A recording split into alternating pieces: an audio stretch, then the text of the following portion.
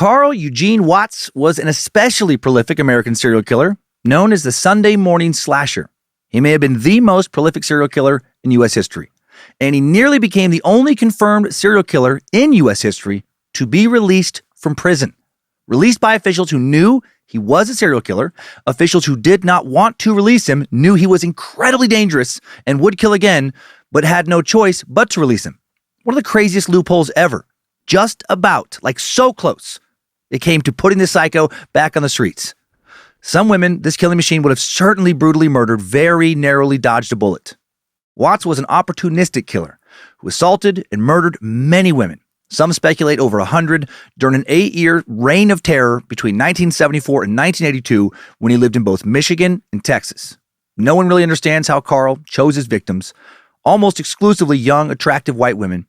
It seems like he would just notice some woman that fit his killing type in public, then stalk her until he felt the moment was right to strike. He would typically sneak up behind his unsuspecting victim, grab her, then strangle her, stab her to death, or sometimes drown her. And then occasionally, seemingly high on killing, he would quickly attack some other woman who just happened to be nearby. One time, he attacked a woman while still covered in blood from the previous woman he killed. One string of murders in Ann Arbor, Michigan occurred on Sunday mornings, and the brutal stabbings gave him his Sunday morning slasher nickname. Watts was real hard to catch. He was smart, very smart. He seemed to know whenever the police were watching him. He never lingered at a crime scene. He struck quickly, retreated even quicker. He had no sexual interest in his victims, and the speed of his attacks left very few eyewitnesses. Some of his attacks lasted just a few seconds. The woman never saw, her attacker, who after a few slashes or stabs, or after some maybe brutal punch to her windpipe, just fled off into the night. His murders were astonishingly brutal. Very often took place near his victims' homes. It was like he would allow them to almost make it home safely before savagely taking their lives. One victim was stabbed over 50 times. Sometimes he didn't flee so quickly. Carl Watts' murderous fate seems to have been sealed pretty early on in life. He began having fantasies and nightmares about him brutally murdering women by his own admission at the age of 12. And he liked those nightmares a lot. He committed his first known violent assault on a woman at the age of just 15, and then his homicidal fantasies became a reality no later than 1974, when it's believed he killed the first victim while studying at Western Michigan University. This is another crazy true crime story. This week, I'll discuss the many, many crimes of Carl Eugene Watts, a man who terrified his own defense attorney when he was finally caught. I'll share how he was finally captured, how he very nearly became the first known serial killer to be released from prison on another true crime. I know I just sucked a serial killer last week, but damn it, don't you round my samples up, mother! I still really wanted to suck this psycho this week. Holy hell! There are so many sick and strange people living amongst us. Edition of Timesuck. This is Michael McDonald, and you're listening to Timesuck. You're listening to Timesuck.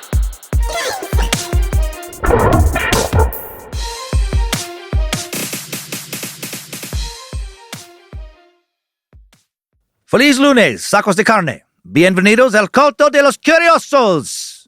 Happy Monday, meat sacks. Welcome to the cult of the curious. Soy Dan Cummins, el maestro tonto, entrenador de lucha femenina, abuela protectora, amante de las bicicletas usadas, y estás escuchando Timesuck. And that's all the fucking Spanish I have, all right, in me today. Todo inglés, hoy, ensalada pollo, pero gordo, Antonio Banderas. Hail Nimrod. Hail Josefina. Praise be to good boy Bojangles, and glory be to Triple M. Just a couple quick things, and then another weird show. Weird, sure. There's a couple quick things, weird show. Then a weird show. Thanks for all the love for my new Nightmare Fuel project over on Scared to Death on that feed.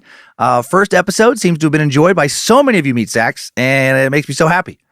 If you haven't heard, Nightmare Fuel is it's kind of like my companion piece to the short sucks here on Timesuck.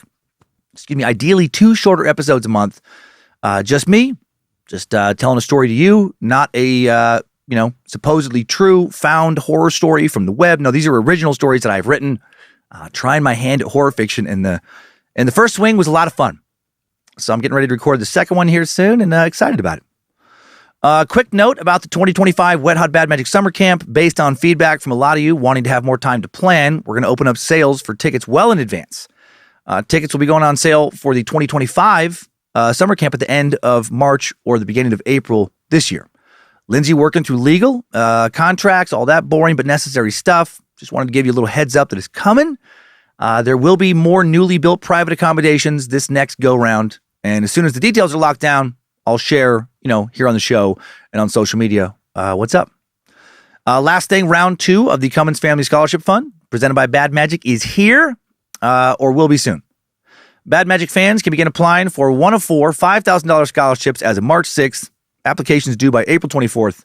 Excited to increase the number of scholarships from 3 to 4 this year. Thanks to each and every space lizard who has helped make that happen. You can visit badmagicproductions.com and click the scholarship banner to be linked over to the Scholarship America application. Easy peasy. We'll include info in the episode description for you to make it that much easier for you to remember. And now, today's insanity.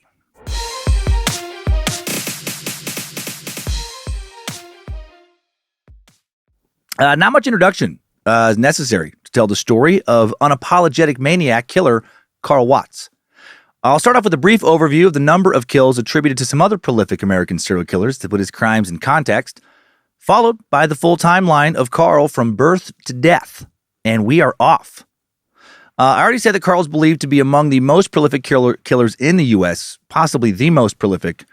So why is his name nowhere near as well known as other serial killers, most of whom, have already been covered here on Timesuck, like Ted Bundy? I kind of covered Ted Bundy way back in episode 11.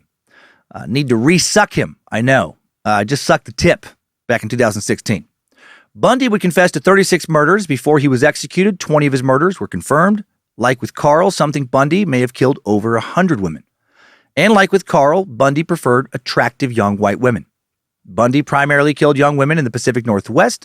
Before going completely berserk in Florida, he often raped his victims before beating them to death and typically lured his victims to him by pretending to be injured and asking for their help.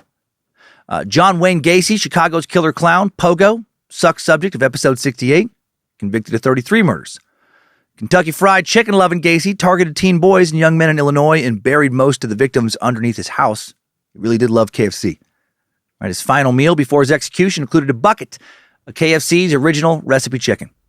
I'm sure the Colonel would be proud. He ate that chicken mere hours before uttering his eloquent last words of "kiss my ass." Maybe my favorite last words from a serial killer ever. Gacy lured his victims into his home with the promise of work, tortured them after typically binding them via his infamous handcuff trick before he killed them. At one point, Gary Ridgway, the Green River Killer, suck subject 86, Mr. Clean Ween himself, was the most prolific serial killer in U.S. history after he pled guilty to 49 murders. Claimed he killed up to 80 women in King County, Washington State. And I believe him. He targeted sex workers or girls and women who had run away from home.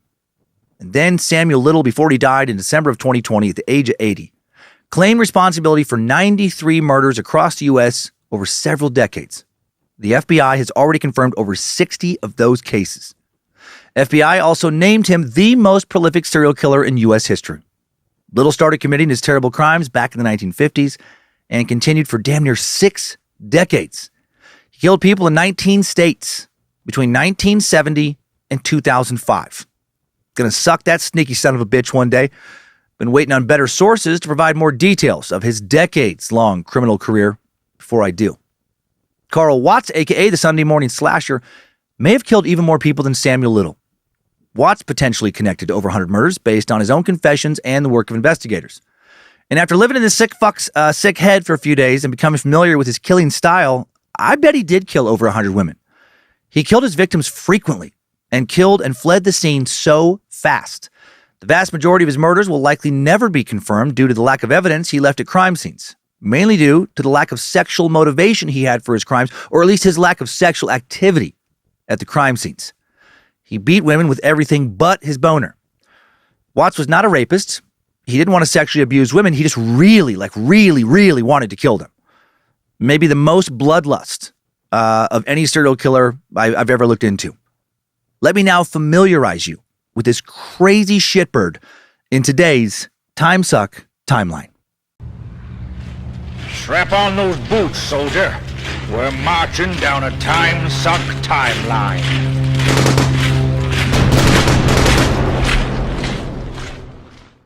Carl Eugene Watts was born in Killeen, Texas, November 7th, 1953. He attacked 2 nurses and his mother in the delivery room before the doctor was able to use his umbilical cord to choke him the fuck out. Then he was taken to the newborn baby unit of the local prison and put in a cell with another baby who had raped a doctor and strangled his own father on the day of his birth. Can you imagine if there was really a fucking baby unit in prison? What would that look like? Instead of cells, just a big concrete room full of little cribs with steel prison bars encircling them. Correctional officers sliding milk carefully through bottle-shaped slots in the cribs. Officers confiscating tiny little shivs the babies had made out of their binkies. Taking to their contraband like drugs, cell phones, little blankets doused in chloroform. It's like fucking snuff out other babies. I don't know why I'm laughing at that. It's so fucked up. Back to reality now. Carl's parents were Richard Eugene Watts and Dorothy Mae Young. Getting a dick out of the way real quick today. Been a little short on Richards lately. It's kind of bumming me out. This Richard really was a dick. He was a private first class in the Army who was stationed at Fort Hood near Killeen since 1942. Dorothy was a kindergarten teacher, listed as a kindergarten art teacher in some sources. Don't all kindergarten teachers dabble in a fair amount of art instruction? I mean, it's not like they're working with the kids on fractions, doing book reports. You got to kill some time, tracing your hand to draw a turkey and stuff like that, right? A couple got married in Coalwood, West Virginia, an unincorporated mining town in McDowell County. Coalwood. Holy shit. That has to be the most West Virginia name a West Virginia town could ever have. Coalwood was founded in 1905 for the express purpose of, coal, mining coal, as you can imagine. First mine opened within a year or two of the town's founding, and mining kept the company town alive until the last mine closed in 1986. Damn near everyone who lived there worked for the local mining company. Initially the Carter Coal Company, and eventually the Olga Coal Company, and they lived in company-owned homes. Coalwood at its peak had about 2,000 people, mostly abandoned today. If you want to feel better about where you live, about your town, look up some YouTube videos of Coalwood shot in the past few years. Very eerie modern ghost town. Lots of once nice brick buildings, homes, businesses, high school, etc., dilapidated and crumbling, being reclaimed by nature. Looks like a place where scenes from dystopian shows like The Walking Dead have been filmed.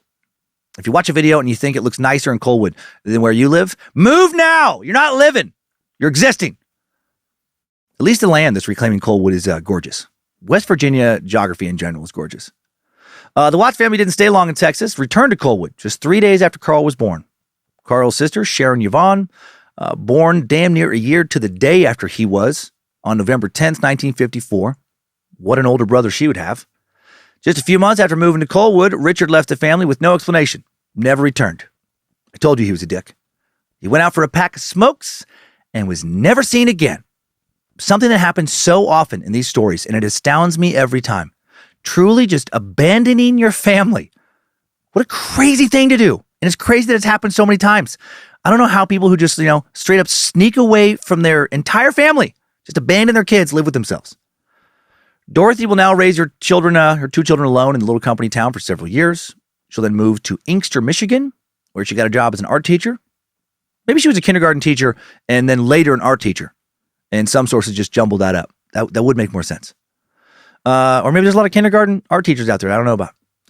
Inkster is a suburb of Detroit with a current population of around 26,000. In the 50s, about 17,000 people lived there. Looks nice. Quite a bit healthier than Coalwood. However, you wouldn't know that from a web search. Google apparently hates Inkster, Michigan. I don't know how Google decides what images show up first when you look up the name of a town, but the first image that came up for me, and I did numerous searches for Inkster, and this image just kept coming back up. It's a photo of a vacant lot. Bunch of fucking weeds growing and stuff. It's just next to what looks like the shitty duplex. And in this vacant lot, next to all the weeds, and patches of dirt, is an old used mattress laid on top of a beat up couch.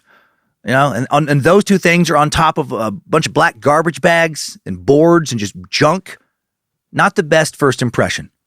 Welcome to Inkster, where life is a pile of trash. Despite the distance of about 469 miles between Inkster and Coalwood, Dorothy would take her kids to Coalwood often to visit her parents. And Carl loved visiting his grandparents. Pretty sure that he never tried to choke, stab, or drown his grandma even one time. Might have thought about it, but never tried. One of his favorite things to do in Coalwood was hunt and skin rabbits with his grandpa. That tracks. I can see young Carl enjoying killing cute creatures. Carl's grandmother, Lula Mae Young, spoke with the Houston Chronicle about his childhood after his arrest decades later for multiple murders, saying that he was a slippery little fucker. She said, "I can't tell you how many times I tried to strangle or drown him, but he always wiggled free." No, she said, he was always a good little boy. He was always around me or his mother, even when the children got older and some of the boys would be going out at night, maybe drinking or chasing women or getting in trouble. He stayed right up here with me. He wasn't interested in that sort of thing. Yeah, he probably wasn't interested in chasing girls or drinking. Those would never really be his things. But if the other boys were like, "Hey, Carl, you want to hang out tonight? We're going to drive around looking for some random women to quickly and brutally kill." He'd have been like, "Oh, fuck yeah. Oh, yeah, that's what I'm talking about." That was his jam. As a boy, Carl started going by the name Coral because he liked the way his southern relatives pronounced his name. Coral. He would go by Coral for the rest of his life. Sources use both names interchangeably. Since Carl preferred to be called Carl, I'm going to refer to him as Carl. Back in Inkster, Carl seemed to also be a good kid, didn't get in trouble in school, earned decent grades for a little while. But then in 1961, when Carl was just 7 years old, he and his sister Sharon both contracted bacterial meningitis. And I think this infection may have altered his life dramatically. Honestly, Dorothy took her kids to the Detroit General Hospital. They accepted Sharon, refused to admit Carl because his case was even more serious. He developed a high fever, was sent to the now closed Herman Kiefer Hospital, where he was treated for both meningitis and polio. I'm a child. The hospital name is pretty close to Human Kiefer Hospital. I didn't want to think that. I really didn't. But I almost read it that way the first time I came across it, and I didn't want to bear that burden alone. Carl was isolated from other patients and had to get several spinal taps. He was so sick, he ended up missing most of his third grade year and had to repeat. I feel bad for his mom, Dorothy. Both of her kids, while she's still a single parent, come down with a real nasty infection at the same damn time. I'm sure she was worried sick, also exhausted trying to care for her babies and also keep all the bills paid. Special shout out to all the single moms out there. Hail, single moms. Single dads, you rock too, but a single dad didn't just come up in this story. So calm down. Take a back seat. Stop trying to make everything about you. For real single moms, good on you when you put your kid or kids first and sacrifice, so much, just to make, you make so many sacrifices you wouldn't have to make if you lived in a better world than this one where you can't seem to throw a rock without hitting a few deadbeat dads. And those of you who did have a great baby daddy in your life, but then he died young and you had to push past grief on top of everything else, fucking heroes, warriors. Hail Nimrod, hail Lucifina. Also, I think that bacterial meningitis permanently scrambled Carl's brain. It can give you permanent brain damage, and this is just me pulling this out of my ass. I think some wires got crossed in Carl's head, and they would stay crossed forever. No doctors have speculated this. No psychologists or psychiatrists have said this. I'm not a doctor or psychologist, psychiatrist, but I believe it. Once he recovered and returned to school, Carl was just different. His attention span had decreased significantly. His grades fell. He started complaining about problems with memory and insomnia, a lot of trouble sleeping, restlessness. Right around the time Carl recovered from meningitis, in 1962, his mom, Dorothy, married a mechanic named Norman Caesar. She also got a new job teaching high schoolers in Inkster. Norman already had 6 kids. He and Dorothy will have 2 more together, bringing the total to 10. So big family, big change for Carl. According to Corey Mitchell, author of a 2006 book about Carl Watts titled Evil Eyes, Carl's sister Sharon said, he was always real quiet and almost shy. He was just very introverted. He was actually very even-tempered, mainly because he used to just hold everything in. It would take a lot to get under his skin or to upset him. What exactly was he holding in? Well, we'll find out soon. Carl disliked his stepfather, Norman, and had trouble adapting to the change in his family. He had been the little man of the house, and now Norman, fucking Norman, laying down some laws. Carl was worried about losing his mom, Dorothy's attention. Is that why he would go on to kill so many women? Was he the stereotypical serial killer that attacked and killed women because he was just so mad at Mother? I wanted to be the apple of your eye, Mother, but instead you're the apple of my zapples. Something like that? Something like Ed Kemper? Carl threw himself into sports as an outlet for his feelings of frustration. He started playing baseball, football, running track. He was especially good at football. He'd also pick up boxing a bit later and be very good at that, at least for a little while. In high school, he'll go on to win some kind of local Golden Gloves boxing title as a middleweight, but then quit boxing a short time later after the first time he got knocked out cold. And then tell Sharon he quit because he couldn't take a punch. I get it.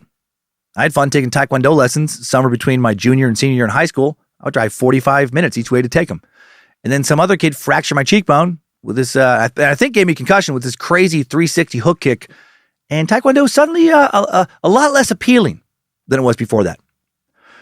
On the outside, Carl still seemed like a fairly normal child as he approached his teenage years, but he was anything but normal.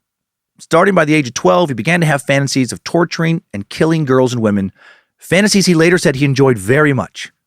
This is what I alluded to when I said he was keeping stuff inside. Interestingly to me, he's so atypical this way when it comes to other serial killers. His fantasies did not include sex, at least not that he acknowledged. Only non-sexual violence, and a lot of it. He also continued struggling in school. By 1968, when Carl was 14, he's still only reading at a 4th grade level. No longer cares about doing well in his classes. I probably wouldn't care too much about school either if I was still reading at the 4th grade level when I'm in the 8th grade. I wonder if embarrassment or frustration added to his later anger. Right? He's not stupid. Maybe a learning disability. Maybe something left over from meningitis. Maybe some white girls in class were making fun of him for being slow. Got real pissed off, pushed it all down, and it came up way too much later. Carl had his first encounter with the police in June of 1969. Now 15-year-old Carl was working a paper delivery route in Detroit, summer between his freshman and sophomore year of high school. On the 25th of June, Carl assaults 26-year-old Joan Gave while delivering newspapers just out of fucking nowhere. Carl calmly walked up to her house, knocked on her door, and when she answered, he just punched her in the face. Joan screamed, fell back. Carl hopped back on his bike, drove off, and continued delivering papers. Just like went on with the rest of his route like nothing had happened. Quick strike and quick flee. Right? This is the template for crimes he will later perfect and replicate over and over. Imagine opening your door and out of nowhere, whoever knocked on it just fucking punches you in the face. And then just walk off like they didn't just do that. What a surreal moment. Carl would be arrested at home 4 days later. When asked to explain himself, he said, I just felt like beating someone up. He was always kind of like, it's like weird. And he would say like things like he had like a very steady kind of tone to the way he talked. Not wouldn't really get heated, just like deadpan. I just felt like beating someone up. Weird. Ordered to receive psychiatric treatment at the Lafayette Clinic, a forensic psychiatry center in Detroit. Carl's admitted to the Lafayette Mental Clinic September 2nd. He speaks with Dr. Gary Ainsworth, who asks about, all sorts of his behavior. And Carl said he first had sex at the age of 14, but wasn't that excited about it. Didn't have much interest in girls. Not sexually. He made a comment that having sex was, quote, wicked behavior. Sinful. How many times has needless sexual shame just fueled these psychos? May have really fueled Carl. So much shame over sex that he wouldn't even touch his murder victims in sexual ways. Too dirty! Carl also told the psychiatrist about his recurrent dreams of beating and killing women, nightmares for most people anyway. The doctor asked him if these violent dreams disturbed him, and Carl said, no, I feel better after I have one. To Carl, these dreams, they weren't nightmares. They were fantasies. Very enjoyable fantasies. And in a perfect world, at this point, the doctor would have told Carl, hey, buddy, I'm going to be right back. And you'd have walked out of the intake room, and he would have called Carl's mom. Yes, Mrs. Caesar, this is Dr. Ainsworth. After speaking with your son, Carl, for a few moments, it's become clear to me that we can't let him come home, ever. We're going to need to keep him locked up here for the rest of his life. Honestly, it might just be better to kill him right now. Why? What's wrong with him? He's scary as fuck. He's a psychopath. I can try and like de-psycho him for like a couple hours or unpsycho him if you prefer. I'm not optimistic that it's going to work out. He loves his violent nightmares. Carl also said he felt no remorse for the June attack. Didn't bother him one bit.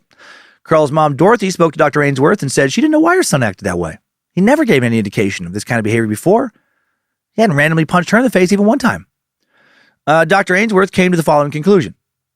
Carl is an impulsive individual who has a passive-aggressive orientation to life.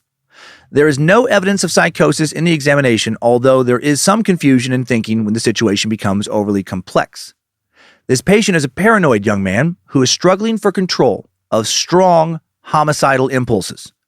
His behavior controls are faulty, and there is a high potential for violent acting out. This individual is considered dangerous. Oh yeah, he is super fucking dangerous. Struggling for control of strong homicidal impulses. He'll struggle with these impulses for the rest of his life. Dr. Ainsworth recommended outpatient treatment when Carl was released on his 16th birthday. after completing his state-assigned treatment. From 1969 to 1974, Carl will return to Lafayette between 5 and 10 times for outpatient treatment. Sources did not have an exact number. He also, not surprisingly, struggled in a lot of his high school classes. He didn't have many friends at school or otherwise, was growing more and more uncomfortable talking to people, maybe afraid. He'd share too much about his real thoughts and fantasies. He was sent to the principal's office many times for unspecified conflicts with girls at school. And he experimented with drugs like marijuana, speed, and other pills. Well, yeah, of course he did. I mean, his late 60s, early 70s. Would have been weird if he had not experimented with drugs. Carl continued playing football. This is when he got into that boxing, little brief run with boxing, like I mentioned earlier. He would later say this was how he dealt with abuse at home. According to the Dallas Observer, Carl claimed that his mother, quote, beat him, hollered at him, didn't act as if she liked him, and several times struck him with a switch about the face. He also did not have a good relationship with his stepfather, who he states was quite mean when not drunk. Mama beating him like that would help explain his violent rage towards women if it actually happened. His sister Sharon later recalled that this did not. She called bullshit on this. She later stated that none of the children were physically abused by either of their parents, contradicting Carl's claims. None of Carl's step-siblings backed up his abuse claims either. Did they just not want to admit the abuse, or was Carl, trying to gain sympathy here? Or did Carl think he was abused? That's a possibility that he wasn't, but he thought he was. All right, his brain's not processing reality correctly. It's possible that Carl committed his first murder when he was just 18. While most suspect his killing started in 1974, some others suspect he was involved in the following case. September 6, 1972, the body of 20-year-old Zenaida Tomez was found in a field in Taylor, Michigan. She had been stabbed 45 times. So much rage. Whether he committed that murder or not, Carl's life will turn down a dark path in early adulthood. Carl was 19 when he just barely graduated high school in 1973, with the help of retaking some classes and his mom's tutoring. He also received a football scholarship to Lane College in Jackson, Tennessee, a good school. Lane College is a private, historically black college associated with the Christian Methodist Episcopal Church. Small school, only about 1,000 students. Former NFL receiver and kick return specialist Jacoby Jones went there. Dude who returned a kick 108 yards for a touchdown for the Ravens in Super Bowl 47. Longest play in Super Bowl history. Helped the Ravens beat the Niners. Carl played running back briefly until a knee injury ended his freshman season. And that was it. Carl was expelled. And by the way, on that Super Bowl thing, I'm recording this early. So I don't know. I don't know if the Niners won or the Chiefs. That was it. Carl was expelled from college just 3 months into his first semester, shortly after hurting his knee. And then he returned to Detroit, where he'd live with his mom and stepdad for 6 months and briefly work as a mechanic. Why was he expelled? For being fucking creepy and maybe murdery. He was accused of stalking and assaulting a few different girls on campus. Also, a young female student, unnamed in sources, was murdered during Carl's lone semester. And it seems that school officials, while there was not enough evidence to prove that Carl did it, they strongly suspected him. In the interest of keeping the other kids safe, he was booted. The beginning of a long pattern of people being like, I know Carl did it, but not being able to prove it. In 1974, the year following Carl being kicked out of school, he returned to that Lafayette clinic for another checkup, admitted he was still suffering from the same problems. His evaluation concluded, this individual is struggling with conflicts in the area of sexuality and sexual identity. Homosexual concerns may be present. Rejection and denial are being unsuccessfully employed, and more primitive thoughts and fantasies threaten to break through. That last part's pretty scary. Included in the evaluation was a note that Carl had a strong impulse to beat up women. Damn. Interesting that Carl keeps coming back to these clinics, or like this clinic voluntarily. Like, what if these violent thoughts were truly intrusive? What if he didn't want them anymore? But they just kept floating up. Like he had OCD and his mind just obsessed. Just continual thoughts about the desire to kill women. That's a curse. If that was the case, I truly feel sorry for him. Can you imagine having a mind that just keeps pushing you incessantly towards murder? In your quiet moments, you just essentially have this little voice in your head that is constantly telling you the same shit. Just kill her, Carl. Fucking kill her, Carl. Again, the word curse comes to mind. That'd be a cursed existence. July of 1974, now 20-year-old Carl gives school another shot, enrolls in classes at Western Michigan University in Kalamazoo, Michigan. Seemed pretty serious about his studies this time. He received an MLK grant to attend school. Mama helped him get that. Majored in engineering. He worked in the cafeteria to make ends meet. But again, he was far from a model student. Carl's grades quickly started slipping. He'd later say it was because he spent more time playing ping pong than studying. I fucking love ping pong. Haven't played in years, but randomly, that was my study break game in college. So fun. Carl was also, unlike me, a little distracted when he was in school with violence towards women and probably murder. Ping pong and murder got in the way of his studies. Soon after his arrival, there was a series of assaults against young women in Kalamazoo that ended with a murder Carl will never be charged for, but almost certainly committed. Carl was suspected of being involved in the disappearance of a teenage girl the summer before classes started. This girl was 16-year-old Nadine Jean Odell, and she went missing on August 16, 1974. She was last seen walking down John Daly Street in Inkster, heading to her boyfriend's house in Taylor, Michigan. Her body's never been found, and no one witnessed her abduction. While Carl never got charged with anything he may have done while studying at Western Michigan University, he was arrested for something else. On October 11th, 1974, never any violent things. But on October 11th, 1974, Carl was caught stealing plywood from campus. School police arrested him. No charges were filed. It's an odd crime. Plywood. I wish more details were given. What you doing over there, Carl? That plywood. I just need to build some confidence for my lady bodies, officer. What was that? Nothing. October 25th, 1974, Carl suspected of attacking 23-year-old Lenore Nizaki inside her apartment. Around 10:45 a.m. on this Friday morning, a man knocked on her door asking for another man named Charles. Lenore told him that no one named Charles lived there. The man then asked if he could leave a note. Right? Weird. Why did he want to leave a note for someone who didn't live there? Charles either pushed his way inside or was invited in to leave this note. Sources are not clear. And once he was inside, he grabbed Lenore and tried to strangle her. I don't know. Did I call her Lenore earlier? But anyway, Lenore. But he left when she screamed and fought back. Lenore called the police, but they were unable to identify a suspect at the time. But then 5 days later, a student's killed. 19-year-old Gloria Steele, a Western Michigan University student and mother, killed in a brutal attack inside her apartment on October 30th. Her windpipe was crushed, and she was stabbed in the chest 33 times with some type of wooden carving instrument. There were no witnesses to the attack, but apartment manager Diane Williams told the police she'd seen a man walking through the apartment complex. Every time he was questioned, this guy said he was looking for a dude named Charles. Gloria is one of only 2 Michigan murders Carl will be convicted for, but it'll take a long, long time for this conviction, like a long time. 2 weeks later, another area woman is attacked November 12th, 1974.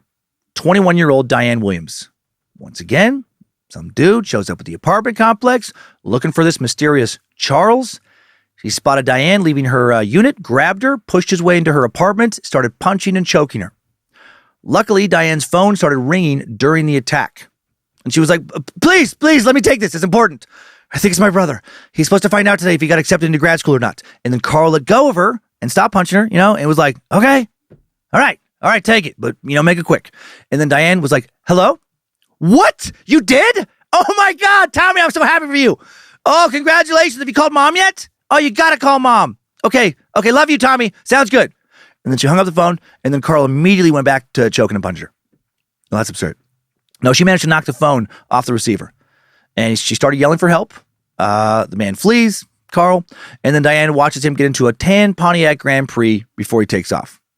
The police identified only 8 vehicles in town that fit that description, one of which was owned by, I bet you can guess, great job, yeah, Carl. Carl, no one has hated women more than this guy Watts. Investigators brought Diane Williams and Lenore Nizaki to view a lineup, and both of them would identify Carl. On November 16th, 1974, Carl is arrested, charged with 2 counts of felony assault and battery. Knowing that Carl was almost certainly the perpetrator of these 2 violent attacks, the police also wanted to question him about the murder of Gloria Steele. On November 18th, Carl admitted he was in the area when Gloria was killed, but he insisted he didn't do it. To try and help keep him off the streets, on the 21st, the police re-arrested him for stealing that plywood. I just need to make a few coffins for my lady bodies. But he was soon released on bond. Thank you, Mommy, for helping me. December 6th, Carl did an interview with 9th District Court investigator Ronald Freemeyer and straight up admitted to attacking 15 more victims, most of whom were thin, young, attractive white women. He wouldn't name them, though. He definitely had a type in mind when it came to his rage fantasies, he'll continue to attack mainly young, attractive white women for the rest of his life. He demanded a lawyer during the interview. Shortly thereafter, decided he wanted to admit himself to the Kalamazoo Mental Hospital.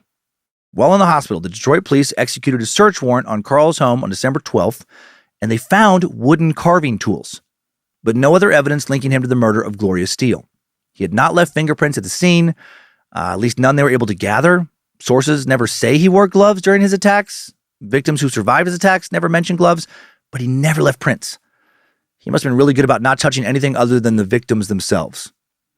December 18th, Carl was given a choice: jail for 45 days or the Kalamazoo Mental Hospital for at least 45 days before his upcoming trial. He chooses to go to Kalamazoo. He reportedly chose it because they let him play pool and basketball. Okay.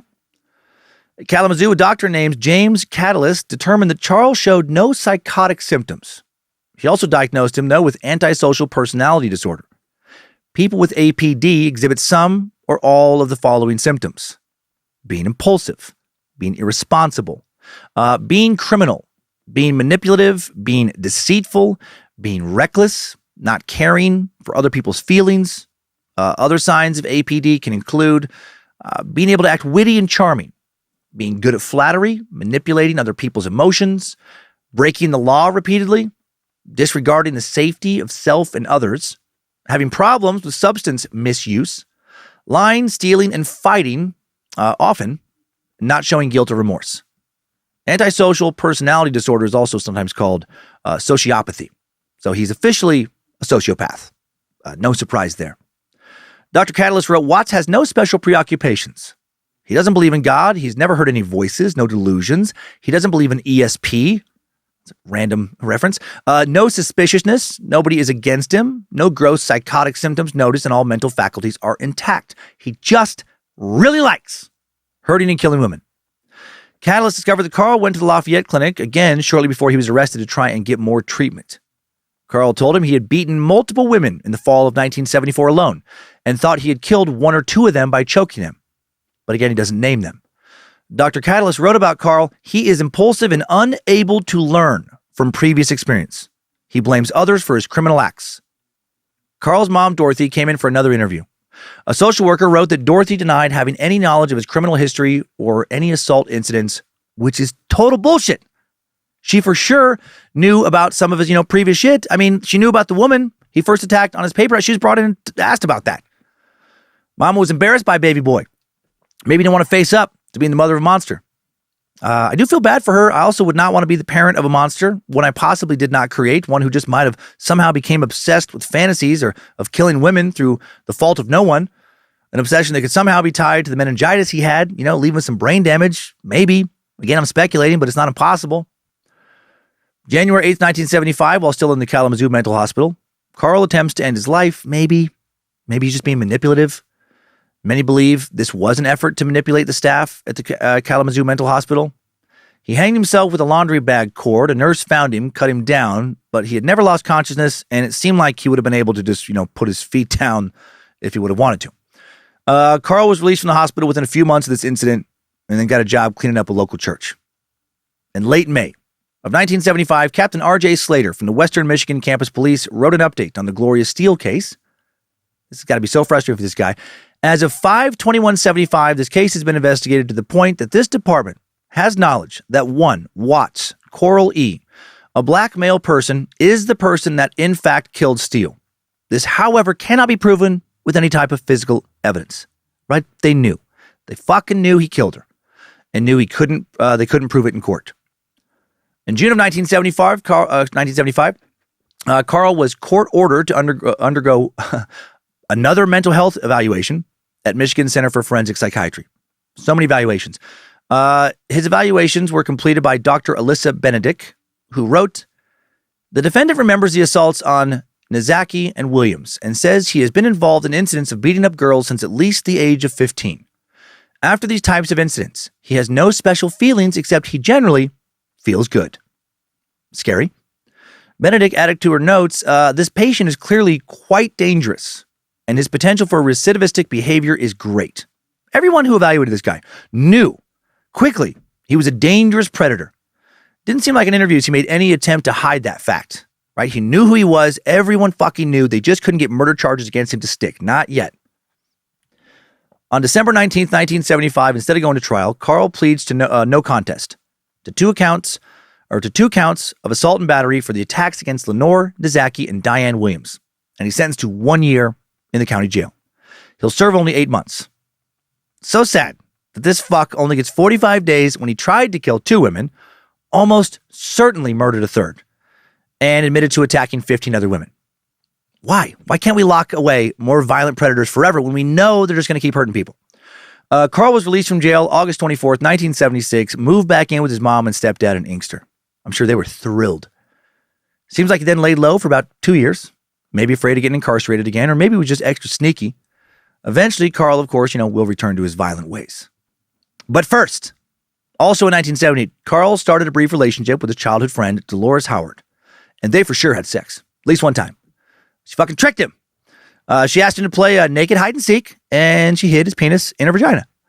She became pregnant, and their daughter, Nikisha Watts, will be born February 3rd, 1979, and then they'll break up soon after Nikisha's born. Nikisha has never publicly said, not Nikisha, this Dolores has never publicly said why, they broke up, not to my knowledge. Carl initially refused to claim Nikisha as his daughter, and Dolores had to file a claim to receive child support. January 25th, 1980, a judge will rule that Carl was the father of Nikisha Watts and orders him to pay $40 a week in child support. And now, I guess to his credit, he will help raise her, and eventually, terrifying, she will come to live with him. In the middle of the height of his killing spree. In the middle of his parental conflict with Dolores, Carl becomes involved with another woman. August 17th, 1979, now 25-year-old Carl marries Valeria Goodwill, who he had met at a disco in Detroit. It's nice he's, getting out of the disco and dancing when he's not fucking punching women and trying to kill them. They lived together on Parker Street in Detroit. Their marriage, Carl's only marriage, will last just 6 months. There were problems immediately after the wedding. Weird problems.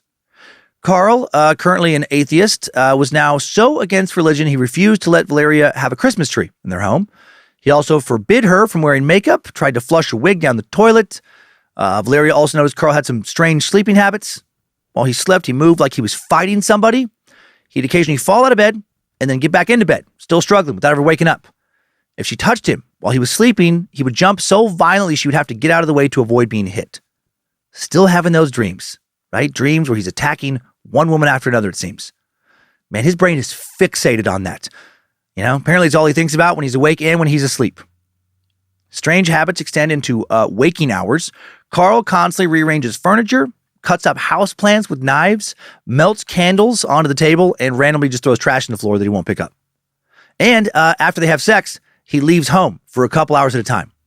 Never tells her why, never tells her where he's going. The fuck? What would you do if your partner, every time you had sex, quickly got dressed afterwards and then just left the house? Wouldn't tell you where they were going or why, and they'd be gone for a few hours. Nope. That's a deal breaker. Want to tell me what you've been doing again? Or should we just, call this whole thing off? During this relationship, several women will be killed in the Detroit area, quite possibly by Watts. September 21st, 1979, the headless body of 34-year-old Malak Haddad found in front of her home in Allen Park, a suburb of Detroit. Her son found her body when he stepped outside to go to school, which then alerted his 2 sisters. All of her poor children would be subjected to this horrifying crime scene. Yeah, man, do you ever totally get over seeing your mom's headless body? I doubt it. Malak's case remains unsolved. October 2nd, 1979, 20-year-old Dawn Jerome strangled to death in Taylor, another suburb of Detroit. October 8th, 1979, the body of 21-year-old Peggy Pochmara, found in the front yard of her boyfriend's neighbor's home. Peggy had been strangled. She had not been robbed or sexually assaulted, just like the 2 previous victims had not been. Her boyfriend, Wayne County Sheriff's Deputy Gary Maloof, expected her to visit him that night around 3:30 in the morning when she finished her shift as a maintenance employee for Northwest Airlines. He went looking for her when she didn't show up and found her body at 5 a.m. Neighbors reported hearing a man and woman arguing around outside at 3:30 a.m., around the time Peggy was supposed to arrive at Maloof's home. And your girlfriend gets killed on your neighbor's lawn as she's heading over to visit you. How much does that fuck you up? October 17th, Carl Watts is arrested for disorderly prowling outside a woman's house, and then the charges are later dropped, though. Dude got arrested for being creepy. Disorderly prowling. What an odd crime. I'm sure I've heard about it before, but I forgot about that charge. Makes me picture Carl dressed up like the McDonald's hamburger for some reason. Just crouched out, behind some car, darkened street. Cop sees him. Put your hands where I can see him. What? What are you doing? It's a public street. I'm allowed to be here. You are, sir, but you're not allowed to prowl. Walking around here in the middle of the night, that's fine. Crawling, we don't like it, but it's not illegal. But prowling? Prowling. Nah, look at that sign. And then he points at a big sign with like a stick figure hunched over behind some bush, watching women through a window. You got to come down to the station. Halloween night, October 31st, 1979, 44-year-old Jeannie Clyde, a food writer for the Detroit Free Press, stabbed to death while leaving a doctor's appointment in Grosse Pointe Farms, another suburb of Detroit. Jeannie was attacked on a major road, stabbed 11 times with a woodworking tool, thought to be Carl's oldest victim. And that tool is similar to a screwdriver. Her husband dropped her off for a doctor's appointment in the late afternoon. She left the doctor's office at 6 p.m. Jeannie had back problems. Would go on walks to kind of loosen up her back, alleviate the pain. Found a quarter mile from the doctor's office, having been killed while she was out walking. Passerby found her at 6:30 p.m. and initially thought her body was part of a Halloween prank. There was not much blood at the scene, which indicated that Jeannie had been killed elsewhere. She was also still clutching a little piece of a branch from a tree from another location. Detectives suspected Jeannie's husband until Carl confessed to this murder years later. Carl would eventually confess to a variety of murders he would never be, charged and tried for. December 1st, 1979, 36-year-old Helen Mae Dutcher stabbed to death in an alley behind a dry cleaners in Ferndale, Michigan, about 12 miles from Detroit. Helen is the second of the only 2 Michigan murders Carl will ever be convicted for. Helen was seen in a nearby restaurant minutes before she was killed. She was also seen talking to several men on the sidewalk, one of whom was later identified as Carl Watts. Helen was stabbed over 30 times in the neck and back. 30. A full 12 of the wounds could have been fatal just on their own. Found in an alley leading to Woodward Avenue between 8 and 9 Mile roads. In this case, a witness did see Helen and a man struggling in front of the dry cleaners. He saw the man drag Helen around the building, then saw him drive away. He called the police, helped develop a composite sketch of the suspect, and said Watts had evil eyes with no emotion. Don't understand why he didn't yell at the dude. Maybe try and scare him off, chase him. I don't know. This witness will later play a very key role in the criminal proceedings against Carl Watts. The Detroit attacks continue into 1980, extend now to the nearby city of Ann Arbor. In the Ann Arbor cases, the victims were young women who were brutally stabbed and strangled early on Sunday mornings. The press will start to call the unidentified killer the Sunday morning slasher.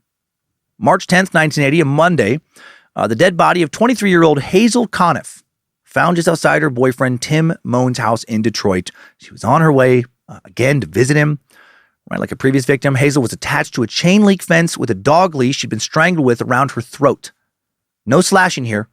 Carl liked to vary up his kills between stabbing and strangling for the most part of this time. Tim was sitting just a few yards away from where she was murdered in his house, watching TV, waiting for her when she died. How that must have haunted him. Did he do that shit on purpose sometimes, or to attack women who were romantically involved with somebody, kill them right outside the home of their lover, just to spread more pain around? This dude was a fucking demon. Hazel grew up in Port Huron, the second of 4 kids, heavily involved with her church, the Griswold Street Baptist Church. Growing up, she regularly went to Sunday school, Pioneer Girls on Wednesday nights, church retreats on vacations. She'd attended St. Clair Community College in Port Huron for 2 years on a journalism scholarship, then got an apartment in New Baltimore, studied journalism at Oakland University, and was working as a long-distance information operator for Michigan Bell in Mount Clemens when she died. Doing so much. Another great person. April 1st, 1980, 26-year-old Denise Dunmore found dead outside her apartment in Detroit. She had been suffocated. The police believe Denise was killed late on March 31st, just hours after she performed at the local Masonic temple with her gospel singing group. Her roommate, Carol Cobb, would later say that Denise was not raped, she was not robbed, was not beaten. A gold chain that belonged to me was around her neck, a very expensive gold chain, and this was not taken, nor another gold chain, nor a diamond and ruby ring on her small finger. Her purse was still there with a couple of dollars in it. Nothing was taken. Carol thought the killer intended to kill someone else since Denise was driving a friend's car the day she died. Denise and her brother were raised by a single mom in Detroit's northeast side. She'd been an excellent student at Pershing High School. She'd shown talent for both singing and creative writing. For several weeks before her death, she'd been very focused on preparing to sing at Detroit's Masonic Auditorium with her gospel group for a little concert. She then messed up her solo during the concert and was very upset about it afterwards. Then on her way home, still upset with her performance, she gets fucking strangled by a psychopath in the parking lot right outside her apartment. And I know this is fucked up. When I first read about this, I imagined her driving home right before Carl found her and just thinking to herself, this day could not get any worse. Just had to word vomit that terrible thought out of my system. 3 weeks later, 17-year-old Shirley Small, a high school student, stabbed twice in the heart just outside her home in Ann Arbor, April 20th, stabbed on a Sunday morning, the Sunday morning slasher. Shirley went out to a roller skating rink with her friends the evening before. Afterwards, they wanted to go to a late-night restaurant, but she was angry about a recent breakup and didn't want to. She started walking home. Shirley's ex-boyfriend drove along her walking route to look for her and saw her walking towards her house at 3:45 in the morning. She wouldn't accept a ride from him and continued to walk, and the police believe she was killed about an hour later, 4:45 a.m. About 6 weeks later, May 31st, 1980, 27-year-old Linda Montero found strangled outside her Detroit home, laying in the driveway. How much does it bother you how this fucker kills so many people right outside their homes? Or right outside the home of whoever they were on their way to visit? He had to have gotten off on them almost making it to safety, and then he takes that from them. Linda was killed around 4 a.m. She was attacked as she got out of her car to go inside. Her poor sister Rita heard her muffled screams, called the police. Didn't know for sure it was her sister. It was actually the second time Rita called police. 20 minutes earlier, she thought she heard a prowler, fucking Carl, outside the house in his hamburger suit, illegally prowling again, no doubt, and she called the police. Her poor sister Linda had been a member of the National Honor Society. When she attended St. Martin de Porres High School, or Porres, she'd attended the University of Michigan for 3 years on a scholarship, studying dance, and then transferred to Wayne State in Detroit. She later spent a year at the Control Data Institute becoming a computer programmer. And now she's dead because some mentally deranged fucking pile of shit, some prowler, saw her at random and felt like she needed to die. Or thought it would just be fun to kill her. Or both. Linda was the second woman strangled in Detroit in less than 24 hours. 28-year-old Rosemary Frazier was killed on a playground in Detroit's Rosedale Park Historic District. Her nude body had been found the day before on May 30th. Another man, David Payton, would later confess to her murder.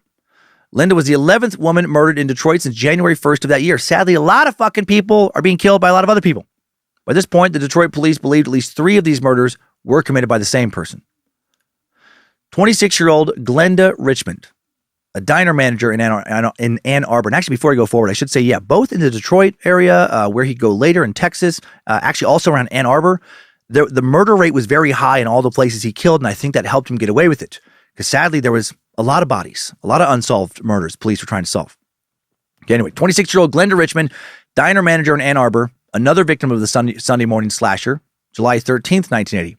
She was stabbed 28 times in the chest with another wood carving tool, a screwdriver-like object, as it's described in some sources.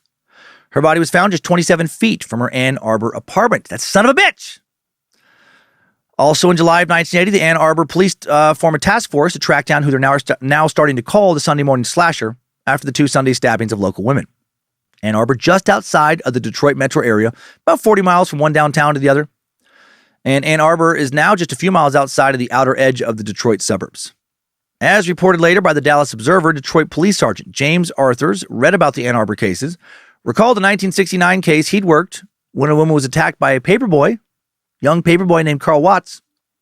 He'd also assisted the Kalamazoo police during the investigation of the murder of 19-year-old Gloria Steele on October 30th, 1974. All right, that Western Michigan University student and mother who was stabbed in the chest 33 times with a wooden carving instrument. The woman who had her windpipe crushed, killed in a brutal attack inside her apartment on October 30th. Arthurs had executed a search warrant on Dorothy Caesar's home where Carl Watts was living. The similarities in the case were striking. Young female victims, a brutal, overkill stabbing, no robbery, no sexual assault. Sergeant Arthurs called Ann Arbor, gave them Carl's name. Watts was now added to, unfortunately, a very long list of dirtbags and potential homicides or, murder suspects. In the early morning hours of July 31st, 1980, 28-year-old Lily Marlene Dunn, last seen on Agnes Street in Southgate, just 13 miles from Detroit. She went out around 6:30 to go bowling. Afterwards, went to a bar with her friends, arrived home around 2:30 after shutting the bar down, was abducted from her own garage. Lily's screams woke up her husband, but in true nightmare fashion, he was too late to save her. Lily was quickly forced into a light-colored vehicle. She kicked and screamed, but her attacker overpowered her, took off just before her husband was able to grab her. He found her purse, hairbrush, shoes on the street. Cannot imagine the anguish he felt. It is believed that the killer followed Lily home. Right? She made it into her own garage. She was home. The fucker still got her. Lily has never been found. Investigators thought she was killed by Carl Watts since the attack fits his basic MO. Another attack occurred that same morning in Canada this time. 22-year-old Irene Kondratowicz was walking to her home in Windsor, Ontario at 3:40 a.m. when a man grabbed her out of nowhere, cut her throat, and sped away. She was able to survive the attack thanks to her being Polish and Polish people not having to breathe through their mouths or their throats. They have a special backup respiratory system that allows them to breathe out of their buttholes if necessary. Two little backup lungs, about 8 to 10 inches up in their colons. It's pretty cool. Or, gross, depending on how you look at it. It really was too late. Well, I don't know what I'm talking about. It was late when I added that to my note. She did survive the attack, but could not identify the attacker. Customs would record Carl Watts' car crossing the border from Windsor back into Detroit, 4:16 a.m. The two cities are only minutes apart, separated by the Detroit River. A month and a half later, September 14th, 1980, the body of 30-year-old University of Michigan grad student Rebecca Huff found in front of her apartment complex in Ann Arbor. Again, a Sunday morning. Rebecca had been stabbed 54 times with a screwdriver or some type of wooden carving instrument. Killed between 4 and 8 a.m. as she was heading to just feet away from the entrance of her apartment. That sure sounds like Carl, right? That sounds like our murder robot. A witness heard her screaming, saw a man running away and getting into a car. The Ann Arbor Press reported that the Sunday morning slasher had killed again. Carl, though, not brought in for questioning. Too many suspects. Less than a month later, October 6th, 20-year-old Sandra Dulp attacked in Windsor, Ontario. Similar to the Irene Kondratowicz Canada attack, Sandra's walking home, slashed from behind across the face and neck. The attacker quickly stabbed and then fled. She never even saw him. Her jugular vein was severed, and a deep gash was left across her face. She also survived, but would be left with some muscle paralysis and muscle weakness.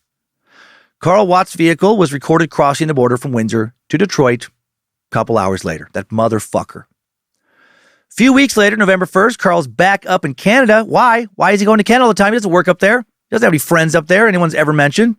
So what the fuck is he doing? Trying to slash again, it seems. 30-year-old Mary Agnes narrowly escaped an attack in Windsor. She'd come home from a Halloween party around 1:30 a.m., saw a man in a hoodie jog past her. As she walked to her front door, he stopped to tie a shoe, then tried to follow her. Mary screamed as loud as she could, ran to her front door. This seems to have scared the man off, but not before Mary got a good look at him. She would later pick out Carl Watts from a lineup, kind of.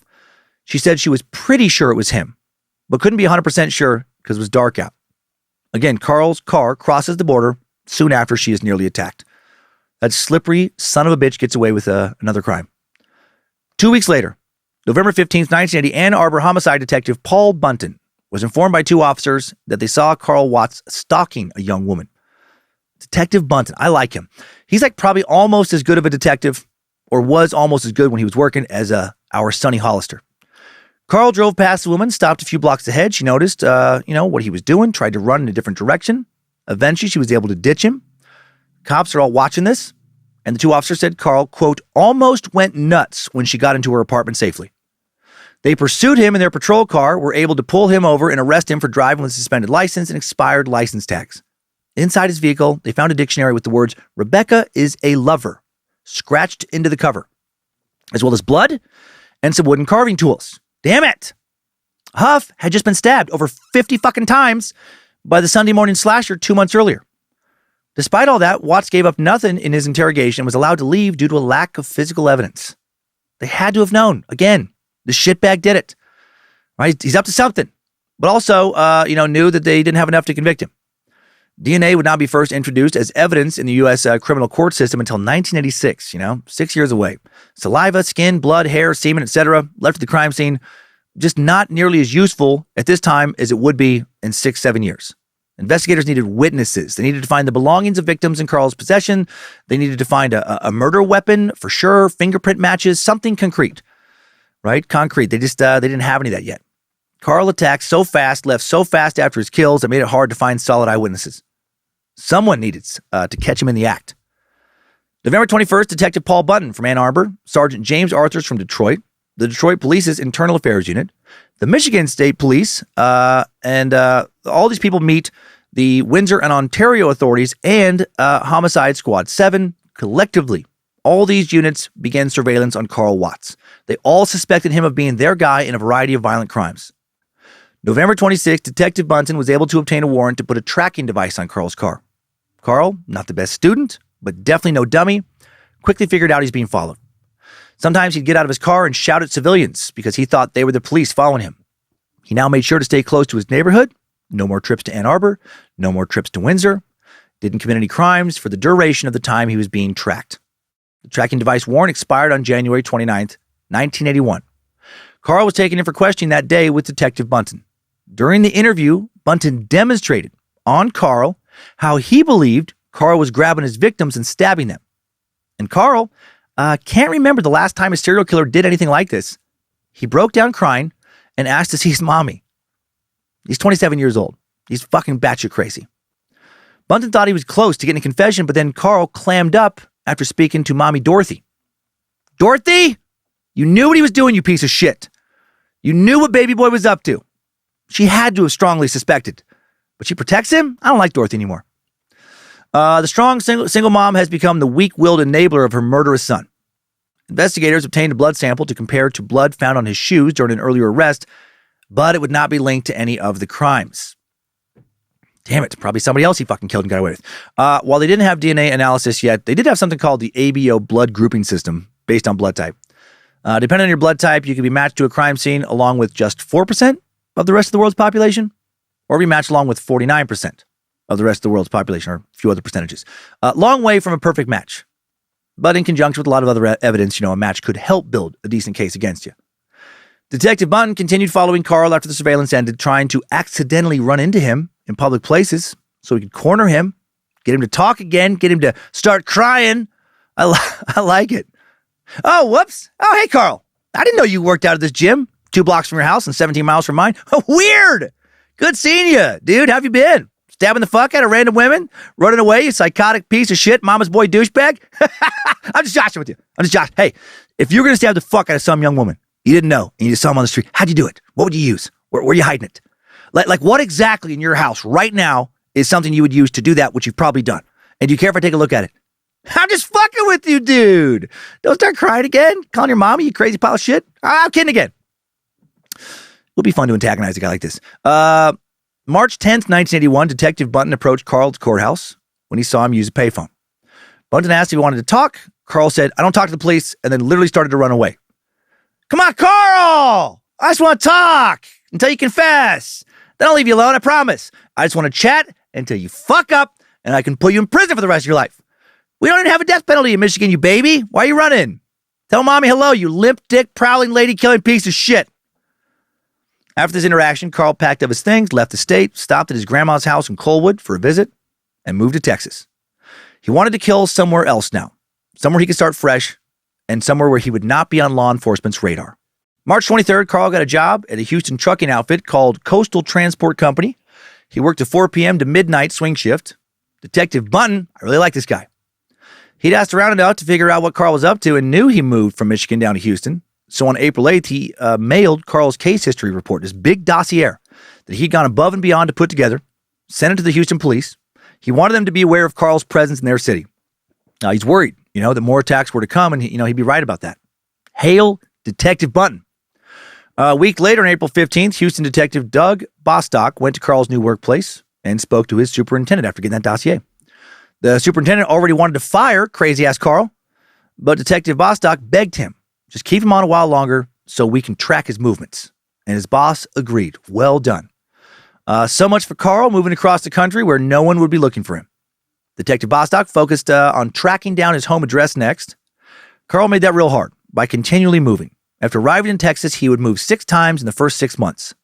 He'd also use a friend's address, a friend who did not know where Carl was currently living on applications, so the police could not pinpoint his location.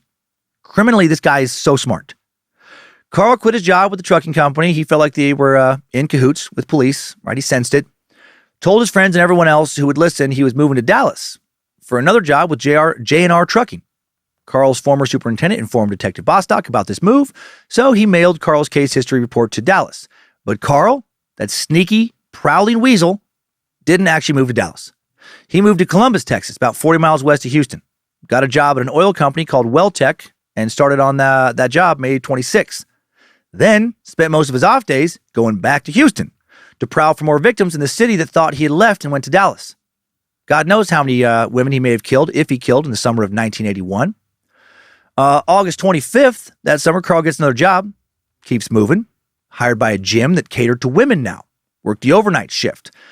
One of his job duties, unbelievably, was to walk women from the gym to their cars in the parking garage if they did not feel safe doing so on their own. Gym membership would fall by 78% over the next 2 months. Members kept disappearing.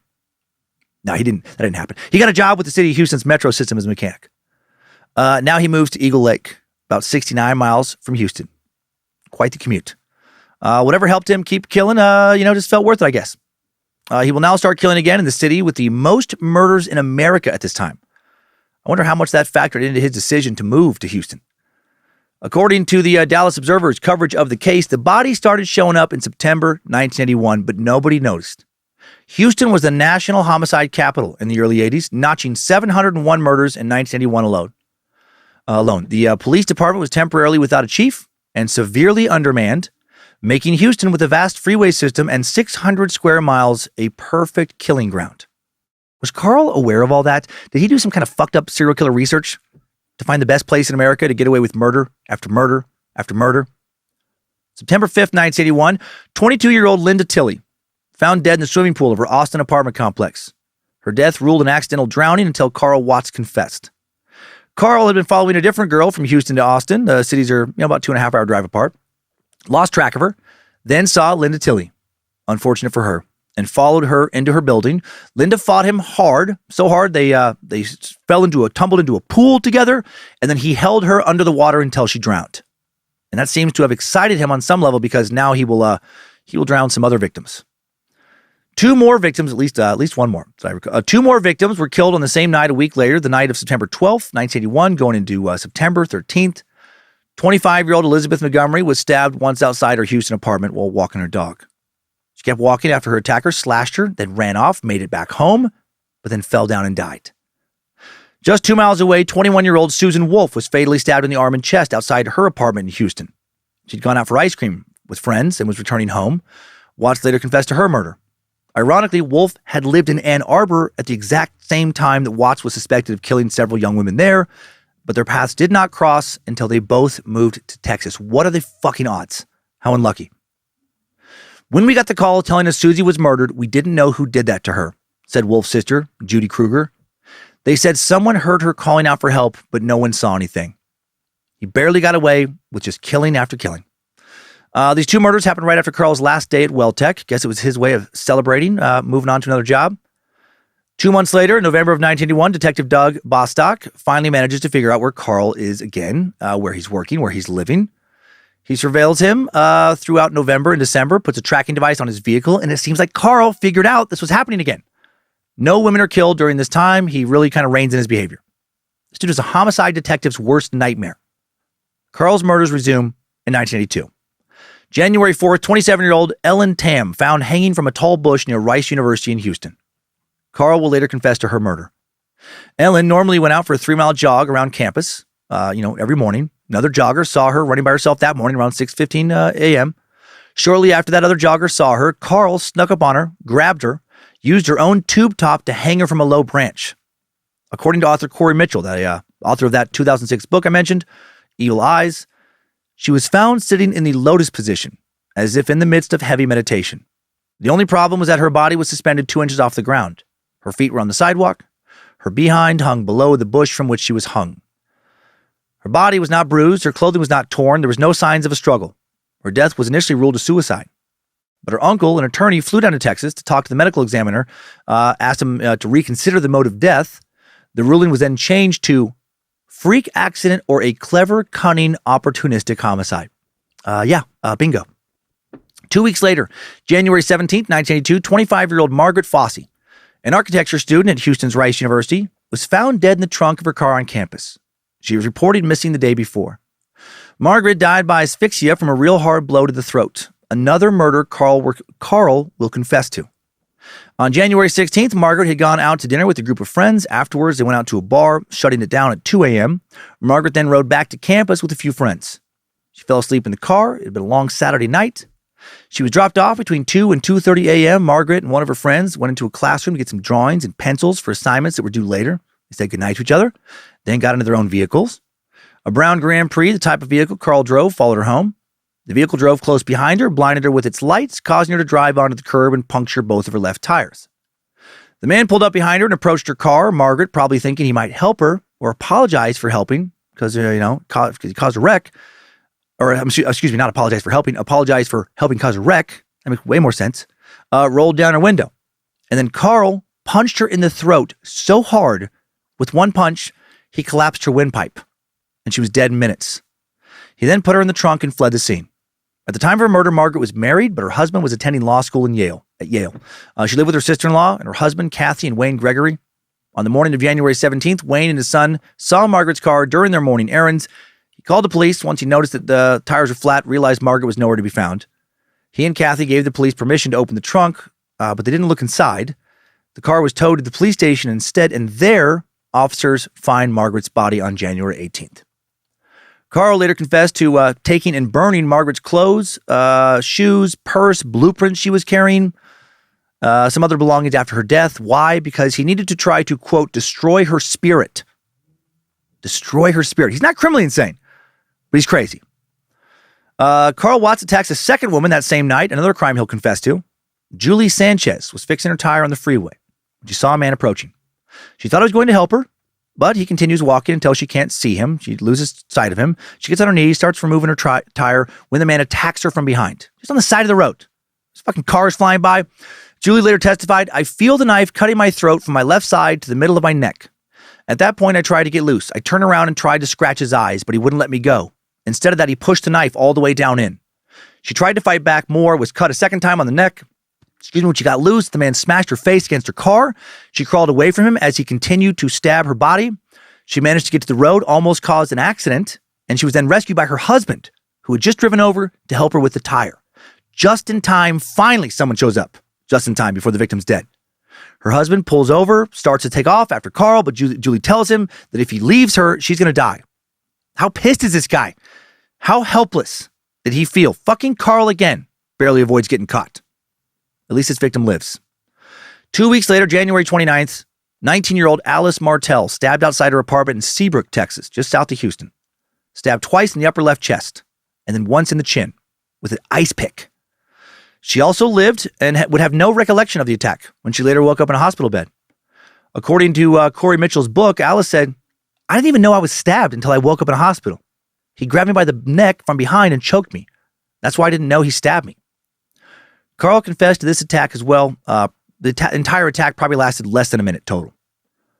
The very next day, January 30th, 1982, 19-year-old Galveston resident Patty Johnson is coming home from her bartending job in the early morning hours. Galveston, just south of Houston as well, along the Gulf Coast. She was attacked as she walked into her home from her car. A man tackled her, straddled her chest, and slashed her throat. A man who lived in a second-floor apartment heard what was going on, stepped outside, yelled at the attacker to get off Patty, and the dude just popped up, calmly walked away. Patty lived. Based on a photo lineup, Patty mistakenly later believed her attacker was Howard Mosley, 25-year-old warehouseman for Lipton Tea in Galveston. Guy with a criminal record for stealing a car and aggravated robbery. He'd been released early from those crimes. Also will be arrested for assault, separate incident, February 16th, 1982. This poor bastard later sentenced to life in prison under Texas, their habitual criminal provision law. And then Carl will admit he was the guy who actually attacked Patty, and poor Mosley will be released. More on him later. A week later, Carl is attacking constantly. February 7th, 20-year-old Elena Demander, found dead inside a dumpster in Houston. Again, a kill Carl will confess to. Elena was the oldest of 4 sisters, killed a week before her 21st birthday. She was an athlete. She'd earned a field hockey scholarship at the University of Denver before she transferred back to Houston because she was homesick. She moved back in with her sisters, continued her studies at the University of Houston, studying math and physical education. She was artistic, dabbled with sketches, painting, sculpture. Super talented young adult. bright light. So much more to offer the world than a fucking 1,000 Carl Watts, right? Than this walking demon. She was an extremely family-oriented person, serious about her faith as a Christian. She was heavily involved in her Greek Orthodox family church in Houston. A great person. Years later, in an interview in 2023, her younger sister, Joanna, said she was larger in life. She gave good, sound advice to her younger sisters. She was a free spirit. Elena went out to a club with her friends the night of February 6th. They stayed out until the early hours of February 7th. Afterwards, they went out to get breakfast, but the line was too long. Elena's friends brought her back to her car, saw her get in. She was going to see a friend on her way home now, but never made it. A man named Gregory Rhodes was sleeping in his car next to a dumpster, the one she'd be found in, at an apartment complex. He woke up around 2:45 a.m., saw Elena get out of her car, saw a man walk up to her, put his arm around her, saw them struggle, saw him pull her behind the dumpster. And then Greg fell back asleep. Seriously. Jeez, Greg, you see a dude pull a woman behind a fucking dumpster at 2:45 in the morning and you fall back asleep? Who is this person? That's a clear indication that something shady is happening. It's what's it called? It's a dead giveaway. Dead giveaway. Dead giveaway. My neighbor got big testicles because we see this dude every day. Every day. We eat ribs. But seriously, how do you just go back to sleep in that situation? Oh my God. Oh man, I'm so tired. Oh, I'm so tired. What's going on over there? Huh. Dude, what are you doing? That lady, that doesn't look good. That is. Oh man. It doesn't look like I some sleep. Best of luck, lady. I'll check on you later. A few minutes later, Greg wakes up again when he hears a moan, followed by a thud, and then you know what he does? He falls back asleep. He was very tired. Oh shit! That didn't sound good. Oh man, sorry, Lee. I got work. I got work in the morning. I am so tired. Later that morning, a private garbage disposal service comes to empty the dumpster. Worker Guillermo Shaw sees a leg when he begins compacting the trash. Finds a young woman's body. Calls the police. Elena's purse was among the garbage, which allowed the police to easily identify her. Elena's shirt had been wrapped around her face as a gag. Elena's mother started her own investigation because she felt like she wasn't getting the answers she needed. She checked the paper often to look for new murder cases and reached out to victims' families to see if there were connections between those deaths and the death of her daughter. And she probably thought about how fucking mad she was at Greg a lot of the time. Fucking Greg! You cowardly, sleepy shit. It's such a weird thing. Oh, man, what's going on? Oh, I was just going back to sleep. Elena's mom identified a pattern in several recent murders. Believed a serial killer was at work in Texas, but the police chief she spoke with told her there was no such thing. She wanted a public warning issued to young women in the city, but the chief would not sign off on it. She reached out to news outlets to spread awareness, but without the police backing her up, they were hesitant to publish anything. After Elena's death, her father would go on the local news outlet in Houston and warn people saying, don't go out at night. There's a lot of crazy people out there, and you're putting yourself in jeopardy, especially if fucking Greg is nearby. That pile of shit's just gonna fall asleep if something goes down. Poor bastard. A little over a week after Elena's murder, February 16th, 1982, the badly decomposed, headless body of 20-year-old Deborah Mackey, found on a dirt road in Hale County, Texas. Deborah went missing on January 6, 1982. Her body remained unidentified all the way until June of 2023. Similar to the Malak Haddad case in Detroit, Carl is a potential suspect in her murder, a murder he won't confess to committing, though. March 19th, 1982, Carl moves again. He moves into a new apartment in Houston and lists a woman named Sheila Watts as his wife and Sheila's daughter as a resident.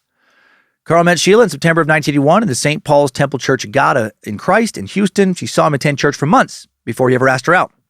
He's born again. The guy that wouldn't let his wife have a Christmas tree because he hated religion so much is now, he's a big, prowly, constantly killing member of the faithful. Or he just likes sitting in the pew and looking at all the women around him. All the women he could kill if he wanted to. Probably that.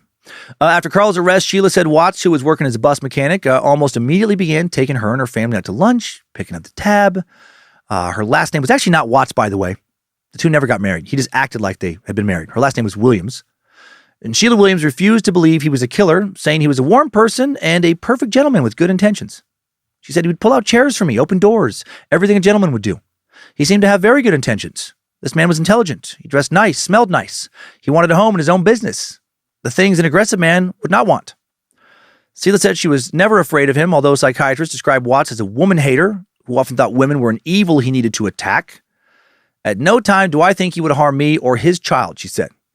Yeah, his child. Somehow, during all this killing, Carl gets a hold of his daughter, Nikisha, who's now 3. Sheila thought he seemed like a good dad. Not sure where Nikisha's mom was. His old childhood friend, Dolores Howard. After Carl's later arrest, Nikisha will go to live with her grandma, Carl's mom, Dorothy.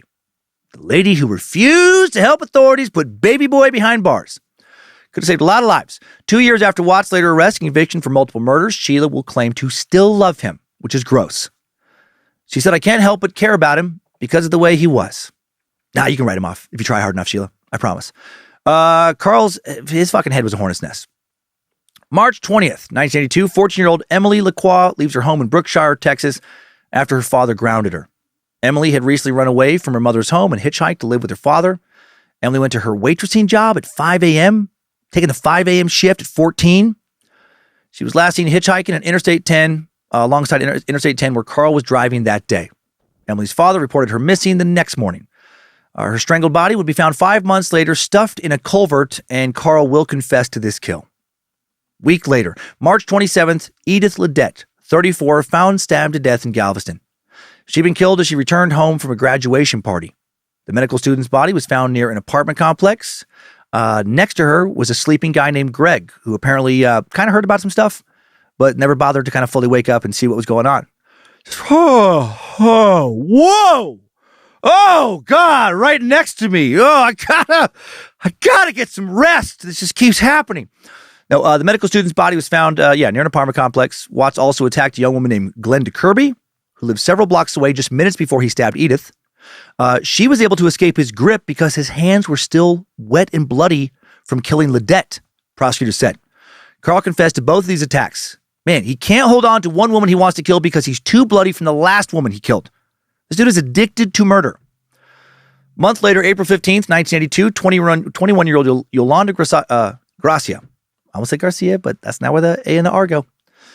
Stabbed 4 times after getting off the bus and starting her short walk home. A neighbor found her body laying in between 2 yards.